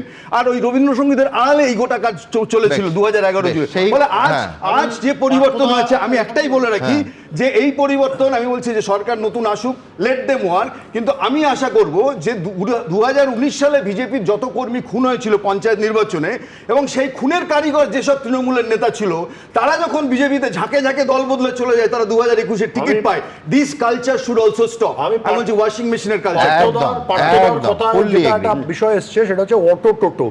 আমি আপনাদের এবিপি আনন্দের চ্যানেলের মাধ্যমে এটা ক্লিয়ার বলতে চাই, যদি কোথাও কোনো তৎকাল বিজেপি, নতুন বিজেপি, পুরনো বিজেপি কোনো অটো টোটো চালক ভাইয়ের কাছে পয়সা চায়, লোকাল থানায় যোগাযোগ করুন। রাজ্য সভাপতি বলেছেন, রাজ্য সভাপতির নির্দেশ আছে যে কোনো বিজেপি নেতা, বিজেপি কর্মী এভাবে মানুষের কাছে তোলাবাজি করতে পারবে না। কোনো বিজেপি কর্মী মানুষের কাছে তোলাবাজি করতে পারবেন না, এটা রাজ্য সভাপতি বলেছেন, বিরোধী দলনেতা বলেছেন। আমি বলছি সায়ন্তনদা, প্রচুর ছোট ব্যবসায়ী কলকাতা শহর থেকে ব্যবসা তুলে দিতে বাধ্য হয়েছে শুধু তৃণমূলের তোলাবাজির জন্য, তারা কি একটু আশ্বস্ত হবেন? একদম, এবং তারা মুখ খুলছেন, সম্পূর্ণ আশ্বস্ত হবেন। তৃণমূলের মুখপাত্র রিজু দত্তের মতোই। তোলাবাজি যদি বিজেপি, তোলাবাজি তো গুজরাটে হয় না, তাই তো সেটা উন্নত রাজ্য আজকে। তোলাবাজি তো হরিয়ানায় হয় না, তার জন্য গুরগাঁওয়ের মতো অত বড় শহর তৈরি হয়েছে। তোলাবাজি তো নয়ডাতে হয় না, পশ্চিমবঙ্গে কেন তুলে আছে? অন্তত এই কথা অস্বীকার করবে না যে তৃণমূলের 15 বছরে কেউ তোলা তোলেনি। আমি সেটা নিয়ে অস্বীকার করবো না, আমি বলবো যারা যা অন্যায় করেছে রবীন্দ্রদা সব জানেন, 21 সাল অব্দি সব জেনেছেন, উনি গিয়ে নিশ্চয়ই ব্যবস্থা নেবেন, কারণ ওনার কাছে সব তথ্য আছে। এরকম করে দেখিয়েছিলেন, মনে আছে, এরকম করে দেখিয়েছিলেন, আশা করি সেই তথ্যগুলো উনি তুলে দেবেন। কিন্তু আমি যেটা বলছি, যাও বালি স্টেশনের পাশ থেকে, এই মুহূর্তে যাও বালি স্টেশনের পাশ থেকে, দেখো কিভাবে রেলের জমির নাম করে বালি স্টেশনের পাশের যে দোকানগুলো ছিল সেই দোকানগুলো সব ভেঙে দেওয়া হয়েছে। এরাও তো গরিব মানুষ, এইখানেই বলছি,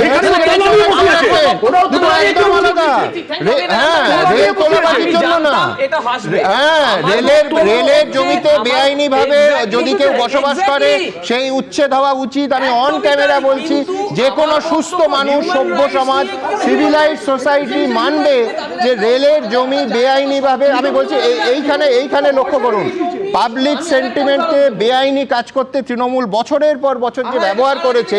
ধন্যবাদ প্রদীপ্ত, একদম বামপন্থীরা করলেও পাপ করেছে, পাপ, অন্যায় নয়, ক্রিমিনাল অফেন্স। রেলের জমিতে যদি বেআইনি ভাবে কেউ দখল করে, রেলের সম্পূর্ণ অধিকার আছে উচ্ছেদ করার, কোনো নয়। এই জবরদখলের রাজনীতি ও সঠিকভাবে বলেছে বামপন্থীদের আমলে হতে পারে, কিন্তু আমরা 34 বছরের বামফ্রন্ট সরকার 15 বছর আগে চলে গেছে। আমি সেইটা দেখব, নাকি যে নোংরা পলিটিক্স পশ্চিমবঙ্গকে শিল্পে এবং কর্মসংস্থানে পিছিয়েছে, এই জবরদখলের পলিটিক্স, এর বিরুদ্ধে বাঙালি মাথা তুলবে, বাঙালি আওয়াজ তুলবে, এবং যে শাসক আছে সেই শাসককে অ্যাকনলেজ করতে হবে এবং ব্যবস্থা করতে হবে। রেলের জমিতে বেআইনি, তার জন্য গলাবাজি, বাপরে বাপ, মনেই হচ্ছে না যে তৃণমূল সরকারটা আছে না গেছে। আমি কোনো কথাতে শেষ দরকার নাই, অভিযোগ করা হচ্ছে যারা কোনো কথা না, তুমি তো শুরুই করলে। প্রদীপ্ত রিপিট আছে, দর্শকও দেখে নেবে, তুমিও দেখে নেবে। রেলের জমিতে উচ্ছেদ নিয়ে কথা হবে, রেলের জমিতে উচ্ছেদ হোক, বছরের পর বছর এই অন্যায় করেছে, 100 বার হোক, কিন্তু there must be a time. এক সেকেন্ড, প্রদীপ্তটা মনে করিয়ে দিই, ও হয়তো ও তখন আরো মন দিয়ে অধ্যাপনা করতো, আরো মন দিয়ে করতো, নিশ্চয়ই পলিটিক্সে আসেনি। আমরা সাংবাদিকতা এসেছি এবং কভার করেছি দিনের পর দিন। হিন্দু মুসলমানের ব্যাপার নয়, বেআইনি কাজ করলে ব্যবস্থা নেবে, রেল ব্যবস্থা নেবে। আমি বলছি কলকাতা হাইকোর্টের রায় অমান্য করে এই রেলের জমিতে, সরকারি জমিতে, আমার আপনার করের টাকা সরকারি জমিতে জবরদখল করে, এবং তারপরে কি ভয়ঙ্করভাবে একেবারে খুব স্পষ্ট করে এই অন্যায়টা বছরের পর বছর, দশকের পর দশক এই রাজ্যে চলে এসছে। আর রাজ্য দশকের পর দশক শিল্পে শুধু পিছিয়েছে। বাঙালির এর বিরুদ্ধে এই যে 200-র বেশি আসন বিজেপি করেছে না, এই জনরায়ের একেবারে স্পষ্ট প্রতিফলন। ঠিক এখান থেকে আমার পরের প্রতিবেদন, যেখানে চেয়ার না ছাড়লে কি হবে, নিরাপত্তা তো ছাড়তে হবে, তার কারণ অতিরিক্ত নিরাপত্তা। আমাদের খেয়াল রাখতে হবে, মাননীয় বিদায়ী মুখ্যমন্ত্রী মমতা বন্দ্যোপাধ্যায় এবং অভিষেক বন্দ্যোপাধ্যায়, তিনি অবশ্য এমপি দলের পদে আছেন, কিন্তু তা সত্ত্বেও তারা বিরাট বোধহয় Z+ ক্যাটেগরির নিরাপত্তা পান। একজন সাধারণ এমপি অন্য এমপিদের মতো কেন নিরাপত্তা পাবেন না সাধারণ, অথবা অন্য এমপিরা কেন অভিষেক বন্দ্যোপাধ্যায়ের মতো নিরাপত্তা পাবেন না, এই প্রশ্ন আমরা প্রথম দিন তুলেছি, আজও তুলব। কিন্তু কথা তা নয়, এর বাইরে নাকি অতিরিক্ত নিরাপত্তা তাদের দেওয়া হতো, আজকে সেই অতিরিক্ত নিরাপত্তাটা সরিয়ে নেওয়া হলো। পরের প্রতিবেদন। এরকম লটারি টিকিট পেলে এই আনন্দটা আসে না, দেখছি তো একদম রাজপ্রাসাদটা শূন্য হচ্ছে।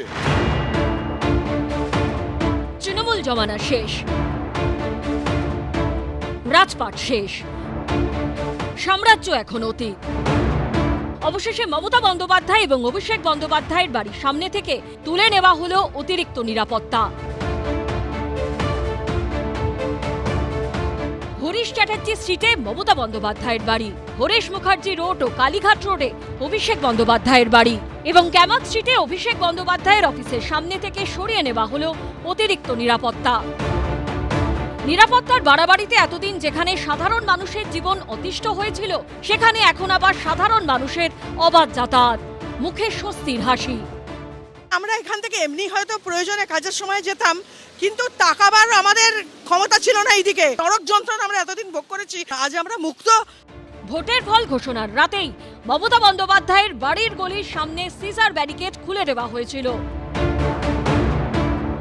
বুধবার সকাল ঠিক 6:30টার সময় সবকটি জায়গা থেকেই একসঙ্গে অতিরিক্ত নিরাপত্তা তুলে নেওয়া হয় পুলিশের তরফে।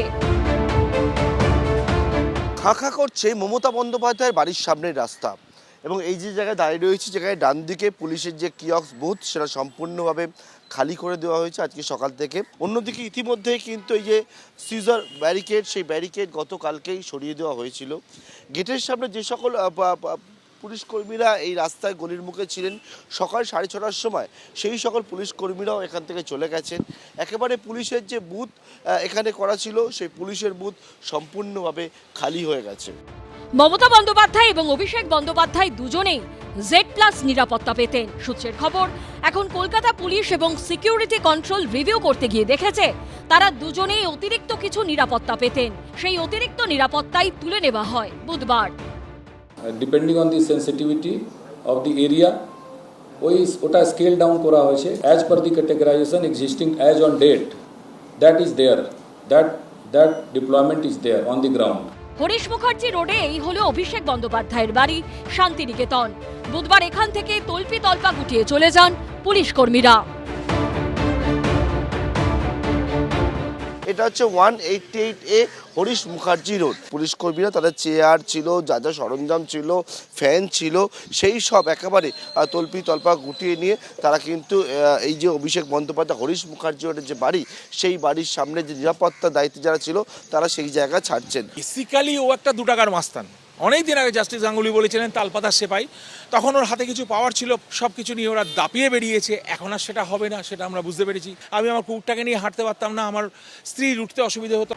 বেলার দিকে ফের শান্তিনিকেতনের সামনে আসে পুলিশের গাড়ি। বার করে নিয়ে যাওয়া হয় বাড়িতে থাকা স্ক্যানার সহ আরও সব নিরাপত্তার সরঞ্জাম। অতিরিক্ত নিরাপত্তা বাহিনী যারা ছিল পুলিশের, সেই বাহিনী তোলার পরবর্তীকালে একেবারে অভিষেক বন্দ্যোপাধ্যায়ের এই যে শান্তিনিকেতন যে বাড়ি রয়েছে হরিশ মুখার্জি রোড, সেখানে আরও নিরাপত্তার জন্য বিভিন্ন সরঞ্জাম রাখা ছিল। যেমন একেবারে দেখতে পাচ্ছি যে স্ক্যানার, সেই স্ক্যানার এখানে ছিল পুলিশের। এছাড়া হচ্ছে এখানে দেখতে পাচ্ছি যে বিভিন্ন ডিভাইস, নিরাপত্তা সংক্রান্ত বিষয়, সেই সমস্ত ডিভাইস সেই সবটা একেবারে বাড়ি থেকে বের করে দিচ্ছে। আমাদের ভারতবর্ষে 2টো প্রধানমন্ত্রী ছিল, এক হচ্ছে দিল্লিতে যেটা সবাই চেনে, আরেক হচ্ছে আমাদের এই ওয়েস্ট বেঙ্গলে একটা প্রধানমন্ত্রী ছিল। হাজার হাজার পুলিশ, হাজার হাজার। সোমবার বিধানসভা ভোটের ফল ঘোষণা হয়। সেদিন পর্যন্ত প্রচুর পুলিশি নিরাপত্তার ঘেরাটোপে থাকত এই সব এলাকা। বুধবার সকালে ছবিটা পাল্টে গেল।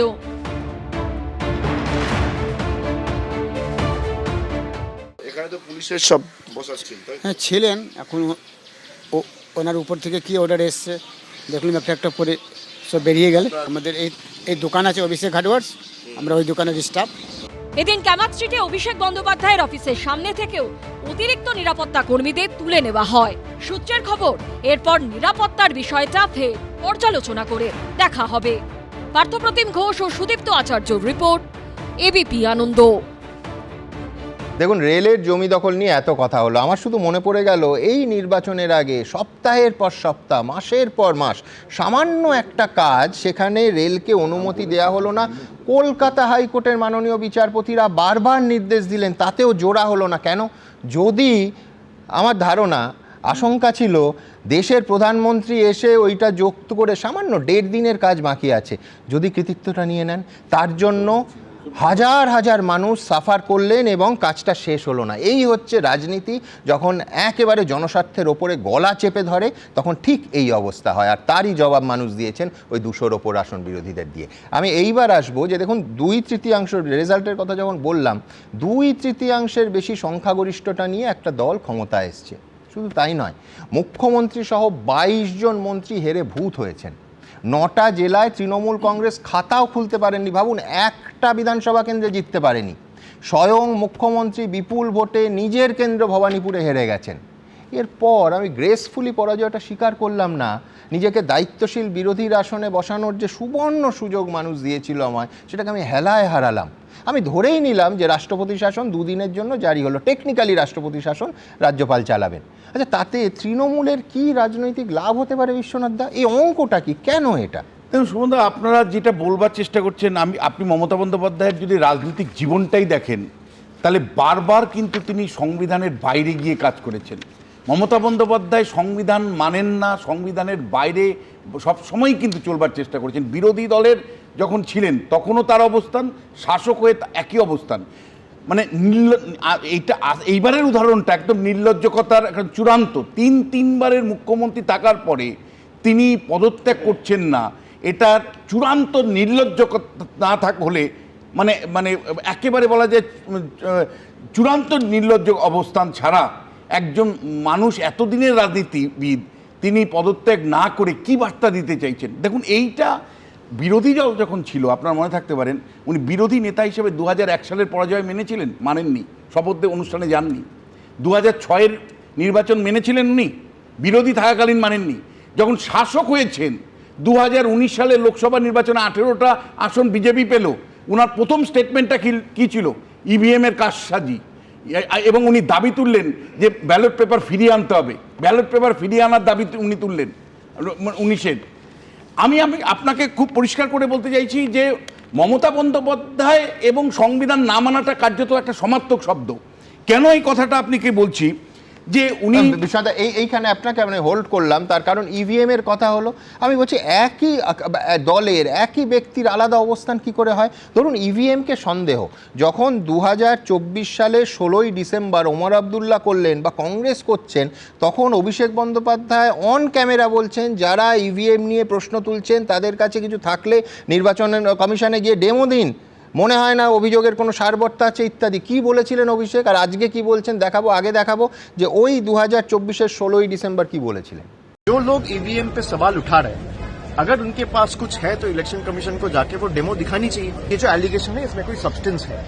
अगर फिर भी किसी को लगता है कि भाई ईवीएम मैनिपुलेट हो सकता है, ईवीएम हैक हो सकता है, तो मुझे लगता है डेलीगेशन जाके इलेक्शन कमीशन को मिलना चाहिए, मिलके डेमो दिखाना चाहिए कि भाई ये टेक्नोलॉजी से या ये सॉफ्टवेयर से या ये मैलवेयर से आपका ईवीएम हैक हो सकता है। অভিষেক বন্দ্যোপাধ্যায়ের এই কথা আমি অন্তত একেবারে সমর্থন করি, কারণ প্রমাণ দিতে হবে তো।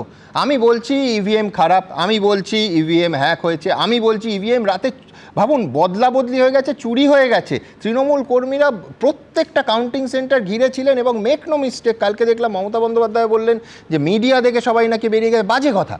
তার কারণ প্রত্যেকটা তৃণমূল কর্মীদের হ্যাটস অফ যে তারা নিরাপত্তার থ্রেড বা অন্য জনরোষ উঠছে, বিজেপি উৎসব শুরু করে দিয়েছে, তা সত্ত্বেও প্রত্যেকটা কাউন্টিং সেন্টারে একেবারে কোচবিহার থেকে কাকদ্বীপ শেষ মুহূর্ত অবধি প্রাণের ঝুঁকে নিয়ে দাঁত কামড়ে সাধারণ তৃণমূল কর্মী এবং নেতারা তারা ভেতরে কাউন্টিং সেন্টারে ছিলেন শেষ মুহূর্ত অবধি, যতক্ষণ না অন্য বিরোধীরা তারা সার্টিফিকেট পাচ্ছে। আমি বলছি এই ডেডিকেশন তারা দেখিয়েছেন প্রত্যেক তৃণমূল কর্মী। আজকে তারপরে বলা যায় যে রাতের অন্ধকারে ইভিএম পাচার হয়ে গেছে, মানে এই কি বিচার বিভাগ একটা ইনস্টিটিউশন থাকবে না, জাতীয় নির্বাচন কমিশন আরেকটা ইনস্টিটিউশন থাকবে না, সবাইকে আক্রমণ করা যায় আমার স্বার্থ মতো বা আমার পছন্দসই রেজাল্ট না হলে। আজকে এই অভিষেক বন্দ্যোপাধ্যায় কি বলেছিলেন, আমি বলছি কোন অভিষেক বন্দ্যোপাধ্যায়কে আমি সমর্থন করব? আমি আগের অভিষেক বন্দ্যোপাধ্যায়কে সমর্থন করেছিলাম, সত্যি প্রমাণ ছাড়া তো কথা বলা উচিত নয়, তাহলে পরের গতকাল অভিষেক বন্দ্যোপাধ্যায় যা বললেন সমর্থন করি কি করে দেখুন। ममता जी ने साफ बताया है कि जिस तरीके से चुनाव में लूट मचाया गया है, हम हारे नहीं है। EVMs can be replaced.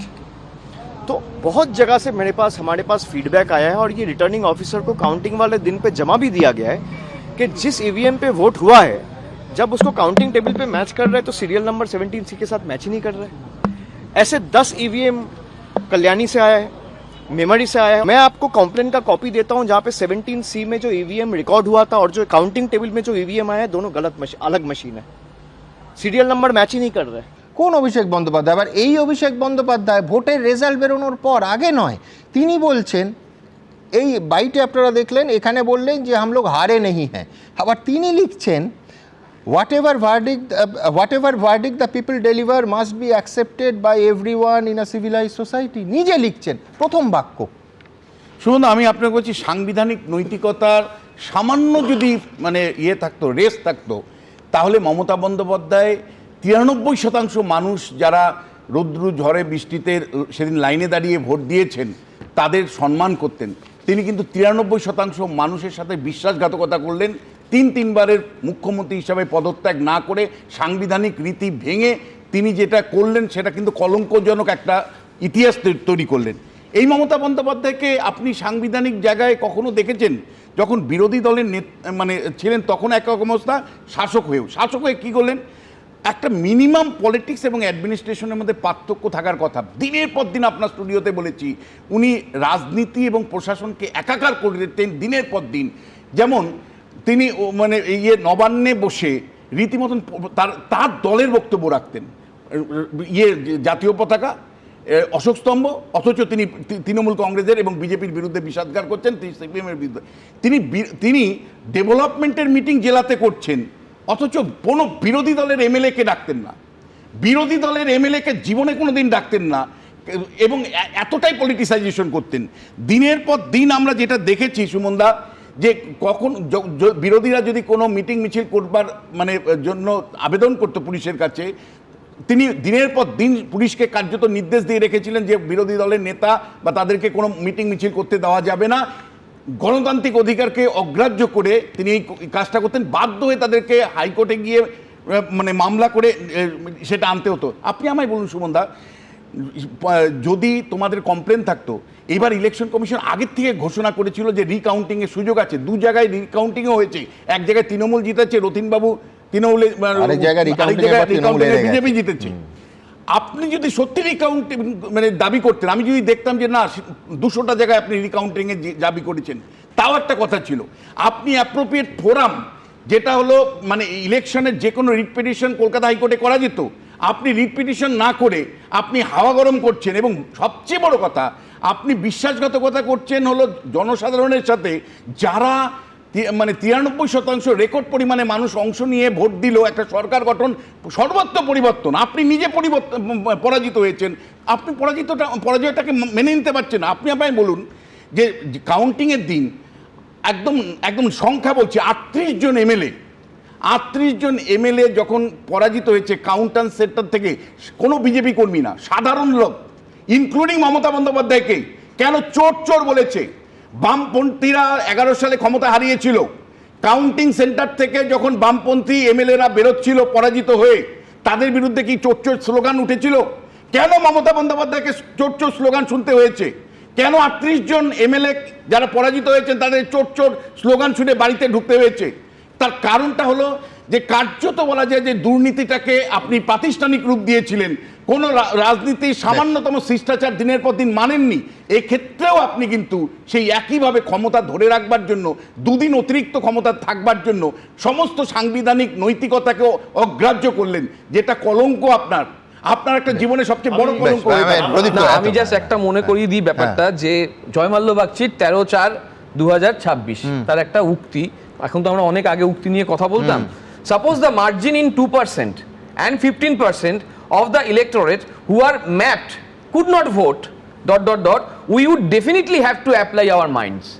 এবং এখান থেকে আমি বলে দিচ্ছি, এখান থেকে দুটো উদাহরণ দিই।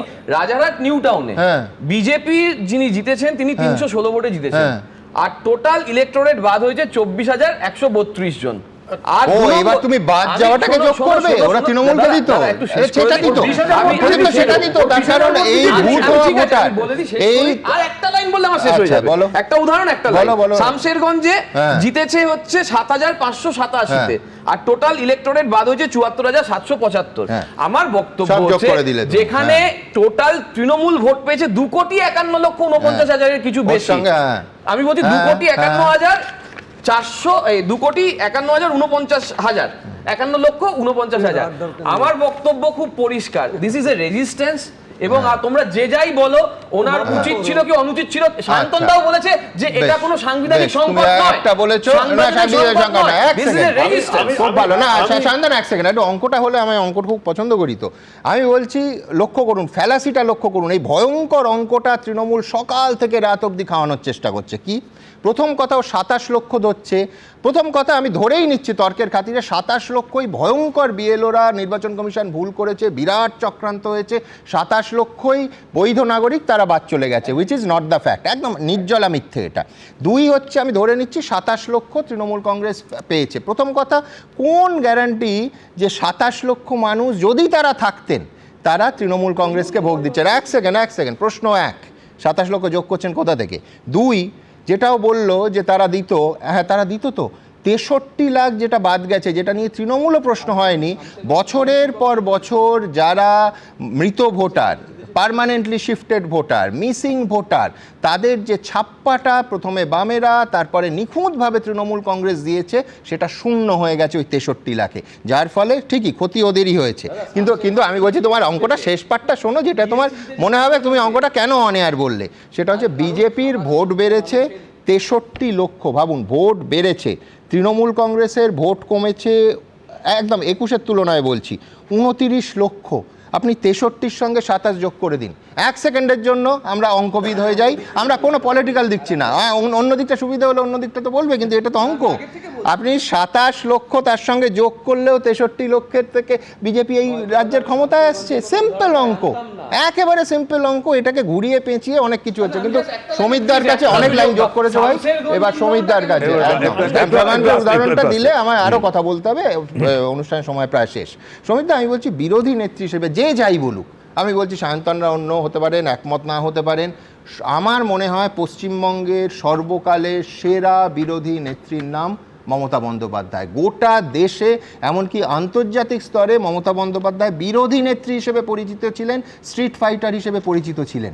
তার কি এমন হলো, আমার প্রথম প্রশ্ন এইখানে, যে সেই মমতা বন্দ্যোপাধ্যায় যার প্রাইমারি পরিচয় হচ্ছে বিরোধী নেত্রী, এখনও বহু মানুষ, বয়স্ক মানুষ কুর্নিশ করেন যে কী লড়াইটা বামফ্রন্টের সঙ্গে মমতা বন্দ্যোপাধ্যায় করেছেন, তিনি আর বিরোধী আসনে বসতে চাইছেন না।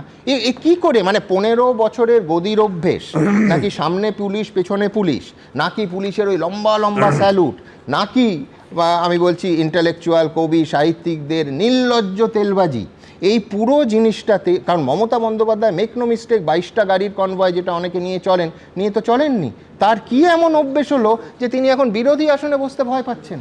না, এটা খুব স্বাভাবিক, কেন দেখো এত বড় পোস্টে যদি যারা, যেমন একটা কর্পোরেট সেক্টরে খুব বড় পোস্টে চাকরি করলো, খুব বড় পোস্টে ম্যানেজিং ডিরেক্টর এইসব লেভেলে, তারপর তাকে যদি ক্ল্যারিক্যাল স্টাফ করে দেয়, না ক্ল্যারিক্যাল অত্যন্ত গণতন্ত্রের বিরোধী নেত্রীর আসন, আমি আসছি প্লিজ আমাকে একটু বলতে, প্লিজ আমাকে প্লিজ বলতে দাও।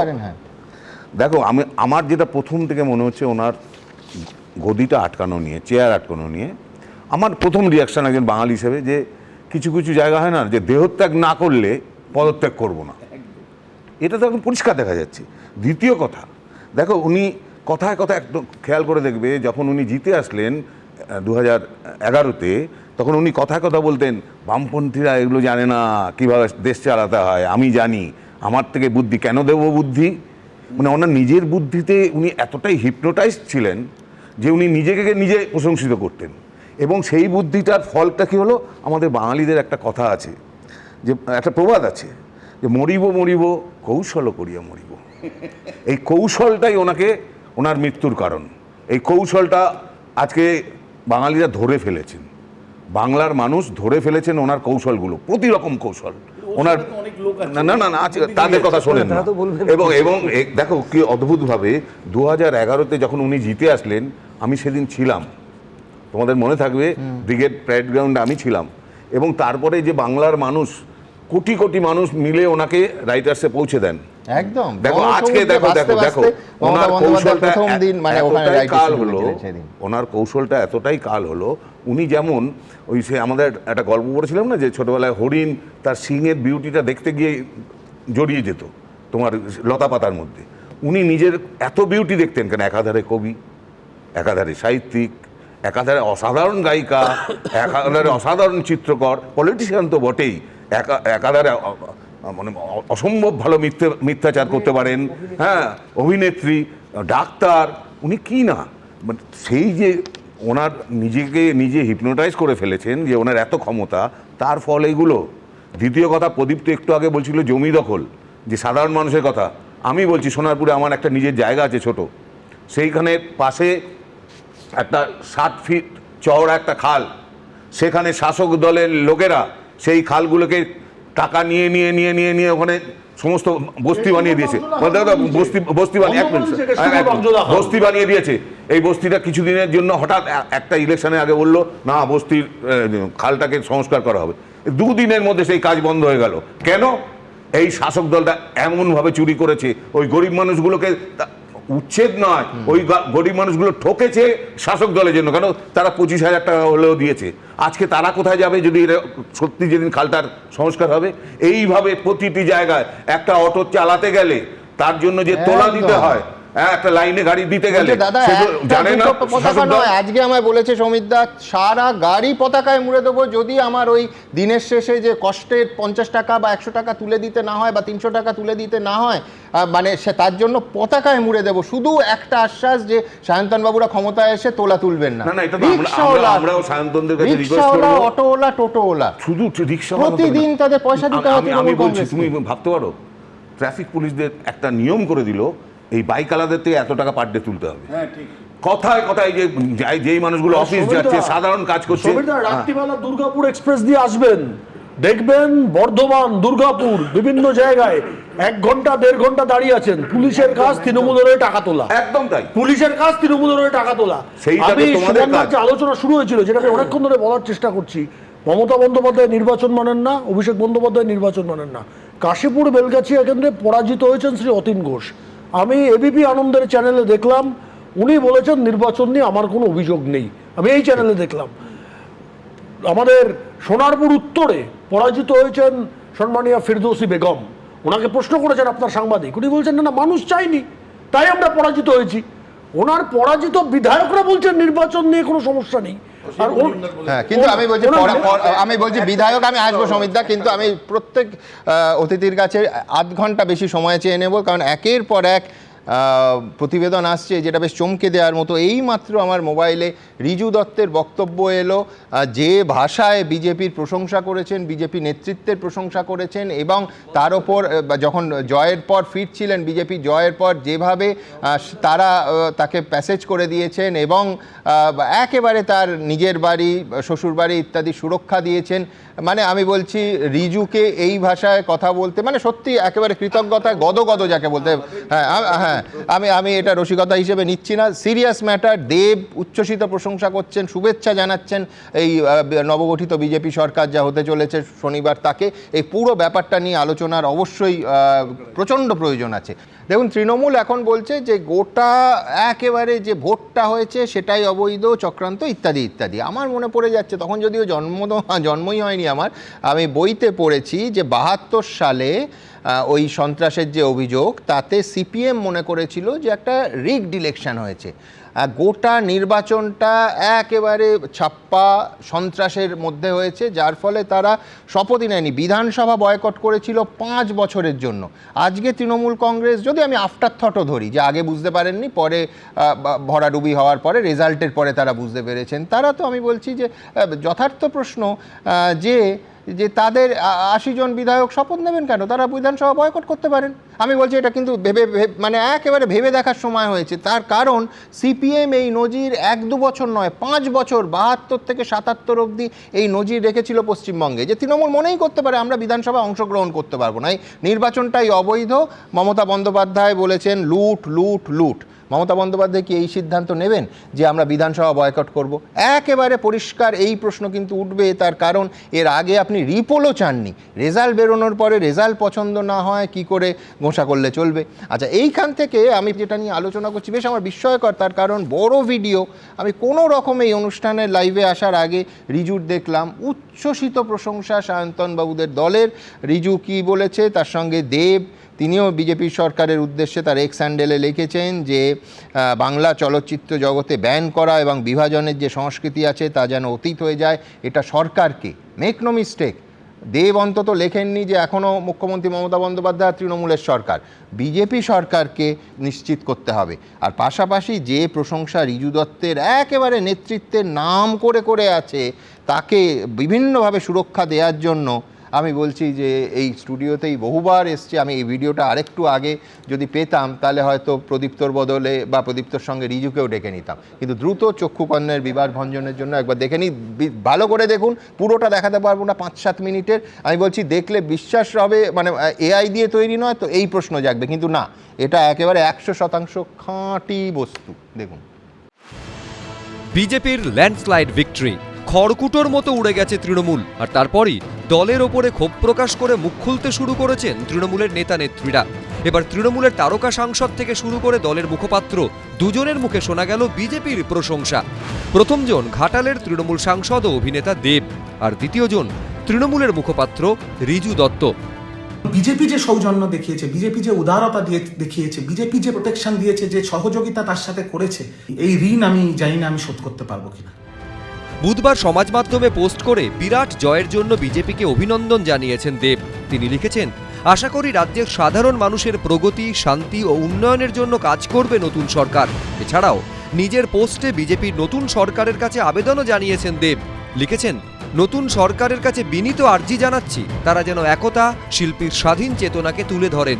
স্টুডিও পাড়ায় টেকনিশিয়ানদের স্বাস্থ্যসাথী কার্ড নিয়ে কয়েকদিন আগেই সামনে এসেছিল দেব ও তৃণমূলের পরাজিত প্রার্থী অরূপ বিশ্বাসের ভাই, যিনি ফেডারেশনের সভাপতি, সেই স্বরূপ বিশ্বাসের সংঘাত।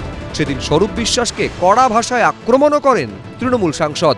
এই প্রেক্ষাপটে নিজের পোস্টে অত্যন্ত ইঙ্গিতপূর্ণভাবে দেব লিখেছেন, বাংলা চলচ্চিত্র জগতের ভেতরে ব্যান করা এবং বিভাজনের যে সংস্কৃতি রয়েছে তা যেন অতীত হয়ে যায়, এটা সরকারকে নিশ্চিত করতে হবে।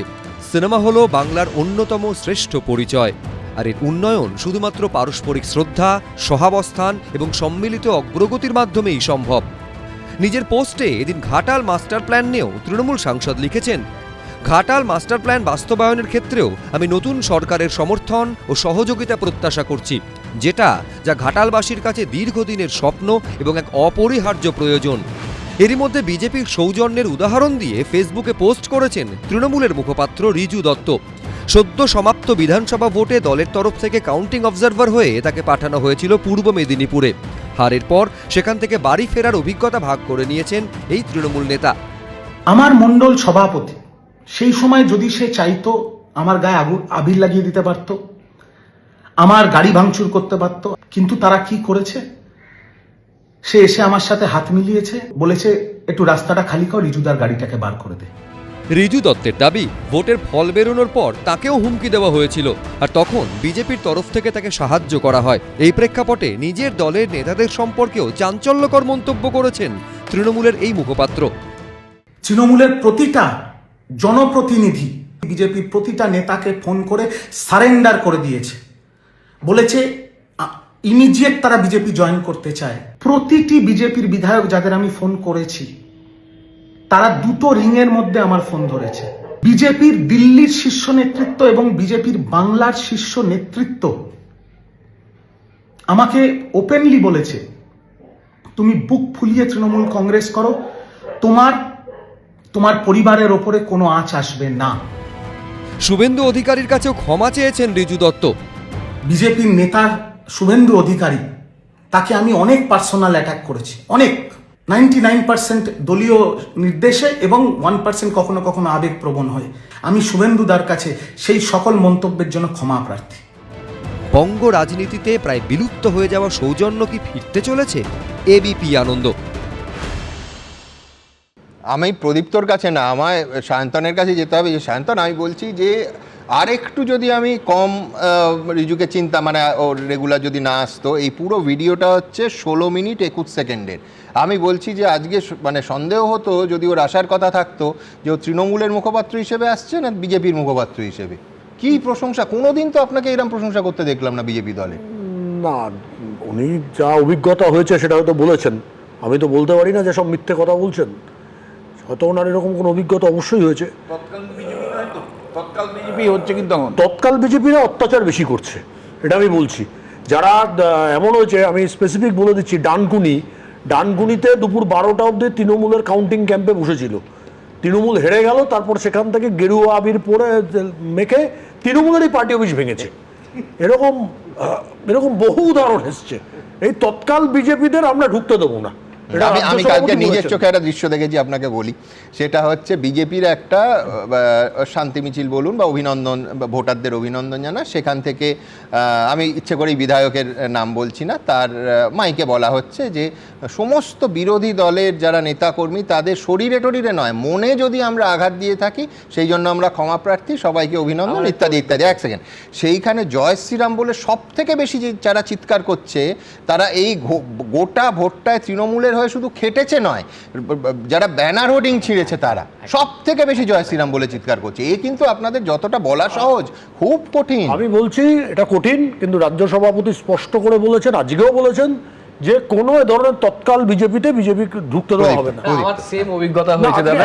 এক সেকেন্ড, আরেকটা পয়েন্ট আমি অ্যাড করি। কাশীপুর বেলগাছিয়ায় আমাদের বিধায়ক শ্রী রিতেশ তিওয়ারি, সে আজকে গেছিল, ওখানকার কাউন্সিলরের বাড়ি আক্রমণ করেছিল তৎকাল বিজেপিরা, এবং সেখানে বসে থেকে যে পুলিশে অভিযোগ দায়ের করেছে, এবং আমার কাছে যা খবর আছে পুলিশ বোধহয় কিছু গ্রেপ্তারও করেছে। এই তৎকাল বিজেপি যারা হয়েছে 12 ঘন্টার জন্য, 2 ঘন্টার জন্য, 10 ঘন্টার জন্য, তাদের বিজেপিতে কোনো স্থান নেই। ঠিক আছে, কিন্তু তাদের ঢোকার সুযোগটা কি করে পেল? এখানে ছোট্ট একটা অভিজ্ঞতা দেখো, আমি একটা সরকারি কাজ করতাম, অফিসার অন স্পেশাল ডিউটি, গতকালকেই তার রিলিজ চেয়ে নিয়েছি, কিন্তু যেখানে কাজ করতাম সেখানে আমি গত পরশু অবধি যাদের দেখেছি, তুমি যেরকম উদাহরণ দিলে যে তারা দলের প্রাতিষ্ঠানিক একটা জায়গায় ছিলেন, অর্গানাইজেশনের একটা বড় জায়গায় ছিলেন, তারা গতকালকে ওই ঠিক জয় শ্রীরাম বলতে বলতে বলতে বলতে প্রত্যেক আধিকারিকের ঘরের সামনে দিয়ে পুরো 1 তলা থেকে 10 তলা অবধি হেঁটেছেন, তারা কষ্ট করে যাচ্ছেন সমান্তরালভাবে। কিন্তু আমি বলছি দল নিশ্চয়ই নজরদারি করবে। দল ইতিমধ্যে একটা স্টেটমেন্ট জারি করেছে, তৃণমূল কংগ্রেসের ইয়েতেও আছে, দেখবে সোশ্যাল মিডিয়াতেও আছে, যে বিভিন্ন নেতা বিভিন্ন রকমের বক্তব্য দেখাচ্ছেন, সেটা এই মুহূর্তে যারা মুখপাত্র যাচ্ছে টিভিতে বা দল তাদের ফেসবুক বা টুইটারে দেবে, ততক্ষণ পর্যন্ত সেটা দলের বক্তব্য হবে না। কিন্তু আমি ব্যক্তিগতভাবে মনে করি সৌজন্যের রাজনীতি এবং অন্যায়কারীদের সাজার রাজনীতি, এটা যেন আসে, যাতে আমার সংস্কৃতি পরিবর্তন হয়। তৎকাল তৃণমূল কিন্তু সিপিএম থেকে যখন তৎকাল তৃণমূল হলো, তাদেরকে স্বাগত জানিয়েছিল মমতা ব্যানার্জি, আমরা কিন্তু স্বাগত জানাচ্ছি না। ঠিক যেমন আমার এটা যোগ করতেই হবে, সেটা হচ্ছে ঠিক যেমন এই তৎকাল বিজেপির জন্য আমার নিজের বিশ্লেষণে যে 21-এর বিজেপির ভরাডুবির তো অনেকগুলো কারণ ছিল, অন্যতম প্রধান কারণ ছিল এই তৎকাল বিজেপি যারা চার্টার্ড প্লেনে তৃণমূল কংগ্রেস থেকে বা অন্য রাস্তায় সরাসরি বিজেপিতে যোগ দিয়েছিলেন। কিন্তু এইখানে আমি বলছি যে আদিদের কথা আমি কি করে ভুলে যাই, আদি তৃণমূল যারা, আদি বিজেপি নয়, তারা এখন সরাসরি দলীয় নেতৃত্বকে টার্গেট করছেন। কি বলছেন তারা, কতটা যুক্তি আছে আপনারা বিচার করবেন, তাদের কথা শোনাবো। পরপর 3টে ছাগল ষাঁড় দিয়ে দাঁড়িয়ে, তাদের গলায় ঝুলছে কাগজে লেখা নাম, 3টি নাম, নামগুলো স্পষ্ট। তাই তো কলকাটি নেড়েছিল যাতে বিধানসভার টিকিট আমি না পাই, এই 3 জন, এই রবি চ্যাটার্জি, স্বপন দেবনাথ, অরূপ বিশ্বাস, মানত করেছিলাম। কারুর গলায় ঝোলানো কাগজে লেখা স্বপন দেবনাথ, পূর্বস্থলী দক্ষিণ। কারুরটায় লেখা রবীন্দ্রনাথ চট্টোপাধ্যায়, কাটোয়া। আরেকজনের গলায় ঝোলানো কাগজে লেখা অরূপ বিশ্বাস, টালিগঞ্জ। তৃণমূলের প্রাক্তন বিধায়ক তপন চট্টোপাধ্যায় 3টি পাঠা নিয়ে হাজির বুড়োনাথ শিব মন্দিরে। দল প্রশাসন থেকে সরতেই খসে পড়েছে ক্ষমতার পলেস্তরা, আর তারপরই ক্ষোভের সুনামি আছড়ে পড়ছে। পূর্ব বর্ধমানে 16টি আসনের মধ্যে মাত্র 2টিতে টিম করে জ্বলছে তৃণমূল। টিকিট না পেয়ে দলের বিরুদ্ধে ক্ষোভ উগরে দিয়েছিলেন। দল হারতেই শটান পাঁঠা নিয়ে মন্দিরে হাজির পূর্বস্থলী উত্তরের প্রাক্তন বিধায়ক তপন চট্টোপাধ্যায়। মন্দির চত্বরে ঢাক ঢোল বাজিয়ে চলল নাচ।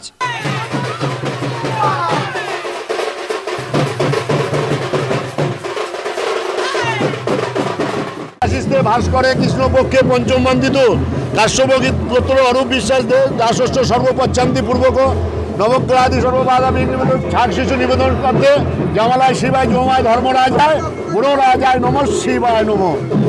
আমাকে ভগবান বাঁচিয়ে দিয়েছিল, আমি বেঁচে গিয়েছি। অভিষেকের আইপ্যাক, সেই আইপ্যাক 20 লক্ষ টাকা চেয়েছিল আমার কাছে, এদের উৎসর্গ করলাম, আমি বেঁচে গিয়েছি, কিন্তু এরা বাঁচেনি। টিকিট না পেয়েই কাঠগড়ায় তুলেছিলেন আইপ্যাককে, আর এদিন দলের ভরাডুবির জন্য সরাসরি নিশানা করলেন অভিষেক বন্দ্যোপাধ্যায়কে। তাকে দায়ী করবে একদম অভিষেক ব্যানার্জি। অভিষেক ব্যানার্জি 74টা এমএলএকে বাদ দিয়ে ও ভেবেছিল আমি করব সব, কিন্তু পারল না। সমস্ত জায়গায় দেখুন 74-এর সঙ্গে আরো 26 ধরুন, দিয়ে 100 জন বাদ হয়ে গেছে। দলের বিরুদ্ধে ক্ষোভ উগরে দিচ্ছেন যখন প্রাক্তন বিধায়ক, তখন দলেরই কাউন্সিলরদের বিরুদ্ধে এদিন সোশ্যাল মিডিয়ায় ক্ষোভ উগরে দেন শ্যামপুকুরের পরাজিত তৃণমূল প্রার্থী শশী পাঁজা। এরকম একাধিক ছবি পোস্ট করে তিনি লেখেন, দীর্ঘদিন ধরে লক্ষ্য করা গেছে তৃণমূল কংগ্রেসের মধ্যে থেকে নিজেদের মমতা বন্দ্যোপাধ্যায় সৈনিক বলে দাবি করলেও বিজেপির সাথে যোগাযোগ রেখে তলে তলে বিজেপির হয়ে তৃণমূল কংগ্রেসের বিরুদ্ধে ষড়যন্ত্রে লিপ্ত থেকে দলের ক্ষতি করে গেছেন। এরা স্বার্থপর, দল বদলু, দলকে ব্যবহার করে দুর্নীতি করেছে। এই সুযোগ সন্ধানীদের চিনে রাখতে হবে। এরপরই মুখ খুলেছেন কলকাতা পুরসভার 24 নম্বর ওয়ার্ডের তৃণমূল কাউন্সিলর ইলোরা সাহা। এই বছর এই বিধানসভা নির্বাচনের বহু আগে থেকে উনি ওনার নিজস্ব একটি টিম করে উনি ওনার মতো করে নির্বাচন করেছেন। আমাকে উনি ইনভলভ করেননি। পুরো নির্বাচন প্রক্রিয়ায় আমি বাদ ছিলাম। 2017-র পর দীর্ঘ 9 বছর উনি কিন্তু 24 নম্বর ওয়ার্ডের উন্নয়নের খাতে নিজের বিধানসভা অঞ্চল হওয়া সত্ত্বেও কোনো ওনার তহবিল থেকে কোনো টাকা দেননি। ইলোরা সাহার পথেই ক্ষোভ উগরে দিয়েছেন 18 নম্বর ওয়ার্ডের তৃণমূল কাউন্সিলর সুনন্দা সরকার। উনি উত্তরাধিকার সূত্রে পেয়েছেন, যেন এটা একটা ওনার পার্সোনাল আলমারিতে পাওয়া দলিল পেয়েছেন। উনি দলটাকে দল মনে করেননি, দলিল মনে করেছেন।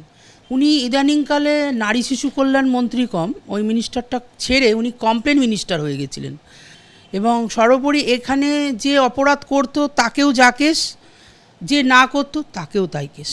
15 বছর ক্ষমতার অলিন্দে, ক্ষমতা থেকে সরতেই শৃঙ্খলা খান খান, আর দিকে দিকে ক্ষোভের বিস্ফোরণ।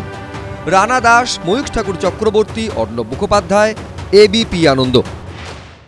দেখো সুমন, আমার খুব ভালো লাগছিল প্রদীপ্তর মুখে শুনতে যে বিজেপির প্রশংসা করছিল যে সৌজন্যের রাজনীতি হওয়া উচিত। হ্যাঁ, কিন্তু অফিসিয়ালি সমিতি এক সেকেন্ড অফিসিয়ালি তৃণমূল কংগ্রেস জানিয়ে দিল যে এই সব বক্তব্য সব ব্যক্তিগত, এর সঙ্গে অফিসিয়াল পজিশন অফ পার্টির এর কোনো মানে স্পষ্টত নাম উল্লেখ নেই, কিন্তু রিজুর বক্তব্য পার্টি ইনডিরেক্টলি খারিজ করলো বলা যায়। সেটা হতে পারে, রিজু কেন করেছে, আমি এক সেকেন্ড ওনাদের খারিজ আর কোনোটাই আমরা বিশ্বাস করি না, এক নম্বর। দ্বিতীয় নম্বর, ওই যেটা প্রদীপ্ত বলছিল যে বিজেপির প্রশংসা করছিল, খুব ভালো কথা। আমি প্রশংসা করি না, এক মিনিট, যে এইটাই হওয়া উচিত। আমি এটা হওয়া উচিত এক মিনিট বলতে প্রদীপ্ত বিজেপির প্রশংসা করেনি, করবে না। তৃণমূলের সৌজন্যবোধ কি, তৃণমূলের কালচার কি, সেটা দেখা গেল এইমাত্র ভিডিওতে, যে একজন প্রাক্তন বিধায়ক তিনি 3টে পাঠা নিয়ে এসছেন। এটা কি কালচার? এক নম্বর। দ্বিতীয় নম্বর, আমি দিনের পর দিন এইখানে বসেই বলেছি যে আমাদের রাজ্যে অভিষেক বন্দ্যোপাধ্যায়ের বাড়ির সামনে এই রকম কেন সিকিউরিটি থাকবে, কেন হাজার হাজার পুলিশ ওখানে থাকবে, কেন সাজোয়া গাড়ি আমরা যে বলছি, যেটা এবার তৃণমূল খুব বলছিল যে সাজোয়া গাড়ি নিয়ে এসছে, এটা কোথায় দেখেছি আমরা ওই হরিশ মুখার্জি স্ট্রিটেই দেখেছি। দিনের পর দিন, বছরের পর বছর আমাদের অফিসিয়াল কাজে আমরা বেরোলে আমাদের ওখানে রাস্তায় ভোগান্তি হচ্ছে। কেনই বা ওখান থেকে এখন তোলা হয়েছে, তাছাড়াও এক্সট্রা সিকিউরিটি এখনো দেওয়া হচ্ছে, সেটা কেন দেওয়া হবে? আমি এখানে একটা যোগ করবো, সেটা হচ্ছে দুটো কারণ। একটা হচ্ছে দেখুন, সাধারণ মানুষ এ নিয়ে তৃণমূলের এক মন্ত্রীর প্রদীপ্ত জানবে, একেবারে কড়া, একাধিক মন্ত্রীর একজনের তো বিশেষ করে কড়া অবস্থান আছে যে এই যে 22টা গাড়ির কনভয়, 11টা গাড়ির কনভয় মারাত্মক। সাধারণ মানুষের একেবারে রিপালসিভ তাদের অ্যাটিটিউড হয় এই ব্যাপারে, এইগুলো দেখে। কিন্তু এছাড়াও সাধারণ মানুষ যারা ওই রাস্তা দিয়ে যান, আমরা প্রত্যেকে যাই, তাদের একটা সাধারণ যাতায়াতের অসুবিধে নিয়ে, এটা কিন্তু আজ নয়, বহু বছর আগে। হ্যাঁ, আমি 2019-এ একেবারে সরাসরি এই স্টুডিওতে বসে মমতা বন্দ্যোপাধ্যায়কে এই নিয়ে প্রশ্ন করেছিলাম। তিনি শটান বলেছিলেন এটা সুজন চক্রবর্তী রটাচ্ছেন, কিন্তু রাস্তার যাতায়াতটা তো সুজনবাবু বা তার ভাষাতেই শূন্য হয়ে যাওয়া বামফ্রন্টের বিষয় নয়। বাড়তি সিকিউরিটি যদি কারোর প্রয়োজন হতেই পারে, তার একেবারে যেরকম জ্যোতিবাবুর ক্ষেত্রে এমন একটা কর্নারে তার ইন্দিরা ভবনটা করা হয়েছিল যেখানে সাধারণ বাস চলাচলের রাস্তা নয়, সাধারণ গাড়ি চলাচলের রাস্তা নয়। এইটা বোধহয় মানে আমি বলছি সায়ন্তনবাবুরাও ক্ষমতায় আসবেন, তারা একটু মানে দেখে শুনে নিতে পারেন, কারণ মানুষের অসুবিধা হয়। কি বলেছিলাম রাজ্যের তৎকালীন মুখ্যমন্ত্রীকে, বিদায়ী মুখ্যমন্ত্রীকে, তিনি কি বলেছিলেন দেখাবো।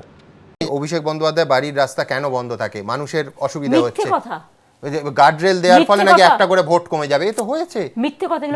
এটা সিপিএম রটিয়েছে, সিপিএম তো বিজেপি করেছে, এটা কে রটিয়েছে? এইসব কথা সবচেয়ে বেশি সুজন চক্রবর্তী বলে, কুজন চক্রবর্তী। ওনার সৌজন্য এটা বলা। নিজেও তো যাদবপুরে হেরেছে, জিজ্ঞেস করুন না কারা বলেছে সব। আজ থেকে 7 বছর আগে 2019 সালের 13ই জুন এই প্রশ্ন করেছিলাম। হ্যাঁ, পাশাপাশি অবশ্য আরেকটা প্রশ্নও ছিল যে ওই প্লটের ব্যাপারটা, কালীঘাটের প্লটের ব্যাপার, তখন গণশক্তি এটা সিরিজ করে দলিলের ছবি টবি দিয়ে।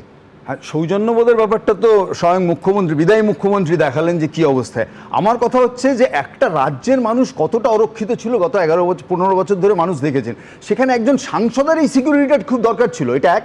লাস্ট যেটা আমি বলবো যে এই যে ফ্রেন্ড রিকোয়েস্ট পাঠানো যেটা এরা করছে, কি রিজু দত্তরা, আমি বলছি যে এই যে বিভিন্নভাবে বন্ধু হওয়ার চেষ্টা, এই যে জয় শ্রীরাম বলে এখন দেখবেন জায়গায় জায়গায় হচ্ছে, এরকম লোকও দৈবী হচ্ছে যে যারা লেনিনের মূর্তি ভাঙছে। আমি বলছি যে এটাও মারাত্মক, এই পলিটিক্যাল ইনটলারেন্সটা। শ্যামাপ্রসাদ মুখার্জির মূর্তি যেরকম থাকবে, আমাদের এখানে লেনিনের মূর্তিও থাকবে।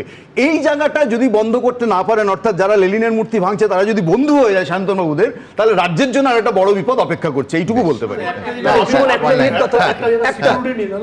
সিকিউরিটি নিয়ে বলতে যাই, অভিষেক বন্দ্যোপাধ্যায়ের পাড়া নিয়ে কথা হলো, ওনার কনভয় যখন যায় তখন দেখেছেন কখনো? আমি নিজে প্রত্যক্ষ করেছি। রাষ্ট্রপতি, প্রধানমন্ত্রী, উপরাষ্ট্রপতি, এনাদের যে সিকিউরিটি স্ট্যান্ডার্ড থাকে, পুলিশ দড়ি দিয়ে রাস্তা আটকে দেয়, ব্যারিকেড করে দেওয়া হয়। ঠিক একইভাবে তিনি যখন রাস্তা দিয়ে যেতেন, কয়েক ঘন্টা, 1 ঘন্টা 2 ঘন্টা আগে থেকে সেভাবে ব্যারিকেড করে দিত পুলিশ। অভিষেক ব্যানার্জি, ওনার মতো প্রায় 900 সাংসদ আছেন ভারতবর্ষে। তোমরা সিকিউরিটি তাদের কারণ করা হতো তো। ভোটের আগে এক্সিট পোল দেখে তো আমরা বুঝতে পারিনি কি ফল হবে, কিন্তু প্রথম বুঝলাম যখন আমরা দেখলাম এই টিভিতে যে বর্ধমানের একজন কাউন্সিলর বসে রয়েছেন মাঝ রাস্তায়, তাকে তুলিয়ে দিয়ে সাধারণ পুলিশ কর্মী লাথি মেরে তার চেয়ারটা উড়িয়ে দিলেন। কালীঘাটে যারা যখন লাঠিচার্জ হলো তখন সাধারণ পুলিশ কর্মী কিন্তু লাঠিটা চালালো।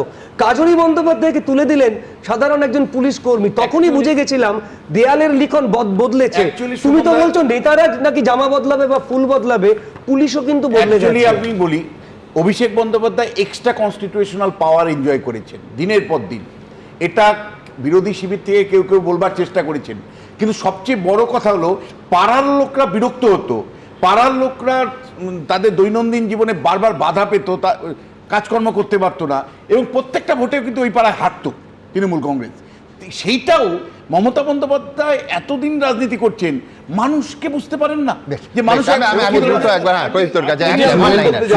সিএপিএফ নিয়ে উনি কিছু বললে আমার আরো ভালো লাগতো। এটা যদি খারাপ হয়ে থাকে ওটাও বললে হতো না। না না, সেটা দেখেছি, মানুষ নিয়ে এত কথা হচ্ছে, আপনারা প্রত্যেকে জানেন Facebook, YouTube, x, Insta, thread, সমস্ত জায়গায় আমরা কিছু প্রশ্ন এবং কত শতাংশ মানুষ কি বলছেন। পদত্যাগ না করে চরম রাজনৈতিক অসৌজন্যের নজির রাখলেন মমতা বন্দ্যোপাধ্যায়। আপনি কি এটা মনে করেন? এরম বলেছেন 96% মানুষ। এই কথা মনে করেন না, ঠিক নয়, এটা ভুল। মনে করছেন 3% মানুষ, বলতে চাননি 1%। ক্যানিং থেকে আনন্দপুর, কোথাও তৃণমূলের অফিস, কোথাও কর্মীর বাড়িতে অস্ত্র উদ্ধার হচ্ছে। বাংলা থেকে অবশেষে বিদায় নেবে এই অস্ত্রের সংস্কৃতি বিদায় নেবে মনে করছেন 60% মানুষ, বিদায় নেবে না মনে করছেন 37% মানুষ, বলতে চাননি 3%। কলকাতা থেকে জেলা তৃণমূলের নেতাদের লাগাতার নিশানায় মমতা বন্দ্যোপাধ্যায়, অভিষেক বন্দ্যোপাধ্যায়। তৃণমূল কি আদৌ অটুট থাকবে? একেবারে অটুট থাকবে মনে করছেন 11% মানুষ, থাকবে না এমনটা মনে করছেন 88% মানুষ, বলতে চাননি 1%। হিংসাবিহীন নির্বাচনের জন্য জাতীয় নির্বাচন কমিশনকে কি কৃতিত্ব দেবেন আপনি? কৃতিত্ব দিয়েছেন 97% মানুষ নজিরবিহীন নির্বাচনের জন্য নির্বাচন কমিশনকে। আই রিপিট, 97% মানুষ। একেবারে দেননি মাত্র 2% মানুষ, বলতে চাননি 1%। সরাসরি এবার আসবো মন্তব্যে। অভয় দত্ত তিনি লিখছেন, প্রতিহিংসা পরায়ণ মানসিকতা থেকেই চেয়ার না ছাড়ার সিদ্ধান্ত, কিন্তু এতে বাংলারই মুখ পুড়ছে। সৌম্যদীপ ঘোষ লিখছেন, গদি যখন এত প্রিয়, বিজেপির উচিত নবান্নের চেয়ারটা ওনাকে উপহার দেয়া। শর্মিষ্ঠা দত্ত লিখছেন, উনি যা করছেন করুন, তার জন্য নিয়ম অনুসারে যা করা হোক। লিপি লিখছেন, মনে হচ্ছে কার্নিভাল ছাড়া বিসর্জন হবে না। কৌশিক চৌধুরী লিখছেন, আশা করব বাংলায় রাজনৈতিক হিংসার সংস্কৃতি এবার অন্তত শেষ হবে। চঞ্চল বন্দ্যোপাধ্যায় লিখছেন, খামতি আর দুর্নীতিগুলো পেছনে ফেলে বাংলা এগোক, নতুন সরকারের কাছে এটাই চাওয়া। আর এইখানে শেষে এসে আপনাদের সামনে কিছু মিম রাখবো যা হাস্যরসের সৃষ্টি করছে, কিন্তু এগুলো আমাদের সৃষ্টি নয়, একেবারে ইন্টারনেটে ঘুরছে। এগুলো সবগুলো যে আমরা সাবস্ক্রাইব করিও তা নয়, কিন্তু এই বিষয়ে মিম কি করে অ্যাভয়েড করা যায় দেখুন। কেউ সিনেমার দৃশ্য মনে করিয়েই রসিকতা করছেন, কেউ মজাদার মিম বানিয়ে। ভোটে হারার পরও মমতা বন্দ্যোপাধ্যায়ের চেয়ার আঁকড়ে থাকা নিয়ে সোশ্যাল মিডিয়ায় এখন এমনই সব মিমের বন্যা। ভোটে হেরেও গদিতে বসে থাকতে চান মমতা বন্দ্যোপাধ্যায়। জনাদেশের পরও চেয়ার ছাড়তে তিনি নারাজ। কেন কিসের জন্য? আমরা তো হারিয়ে নিয়ে যাব জোর করে দখল করে। যদি কেউ মনে করে যে আমি কি রেজিগনেশন দিতে হবে, নো, নট দ্যাট। মমতা বন্দ্যোপাধ্যায়ের এই অবস্থান নিয়েই সোশ্যাল মিডিয়ায় ছুটছে রঙ্গরসিকতার ফোয়ারা। সোশ্যাল মিডিয়ায় কেউ ভুলভুলাইয়া সিনেমার দৃশ্য মনে করিয়ে দিয়েছেন। চেয়ার নিয়ে নাছোড় মমতা বন্দ্যোপাধ্যায়ের মন্তব্যকে কেউ ছেলে মানুষের সঙ্গে তুলনা করছেন। কেউ আবার বলছেন এসব দেখে তো সেই ছেলেবেলার কথা মনে পড়ে যাচ্ছে, যখন পাড়া ক্রিকেটে অলিখিত নিয়ম ছিল যার ব্যাট যার উইকেট সে কখনো আউট হয় না। কারোর আবার মনে পড়ে যাচ্ছে ছোটবেলায় লুডো খেলার কথা।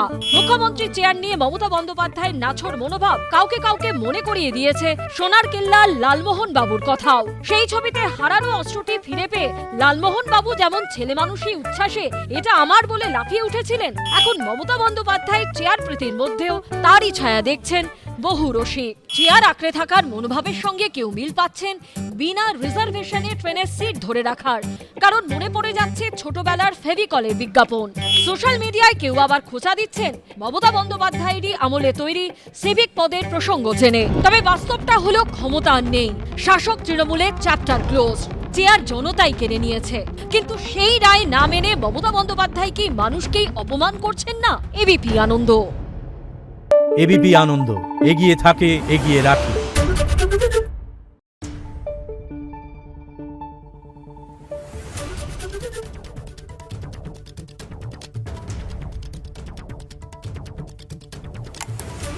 Thank you.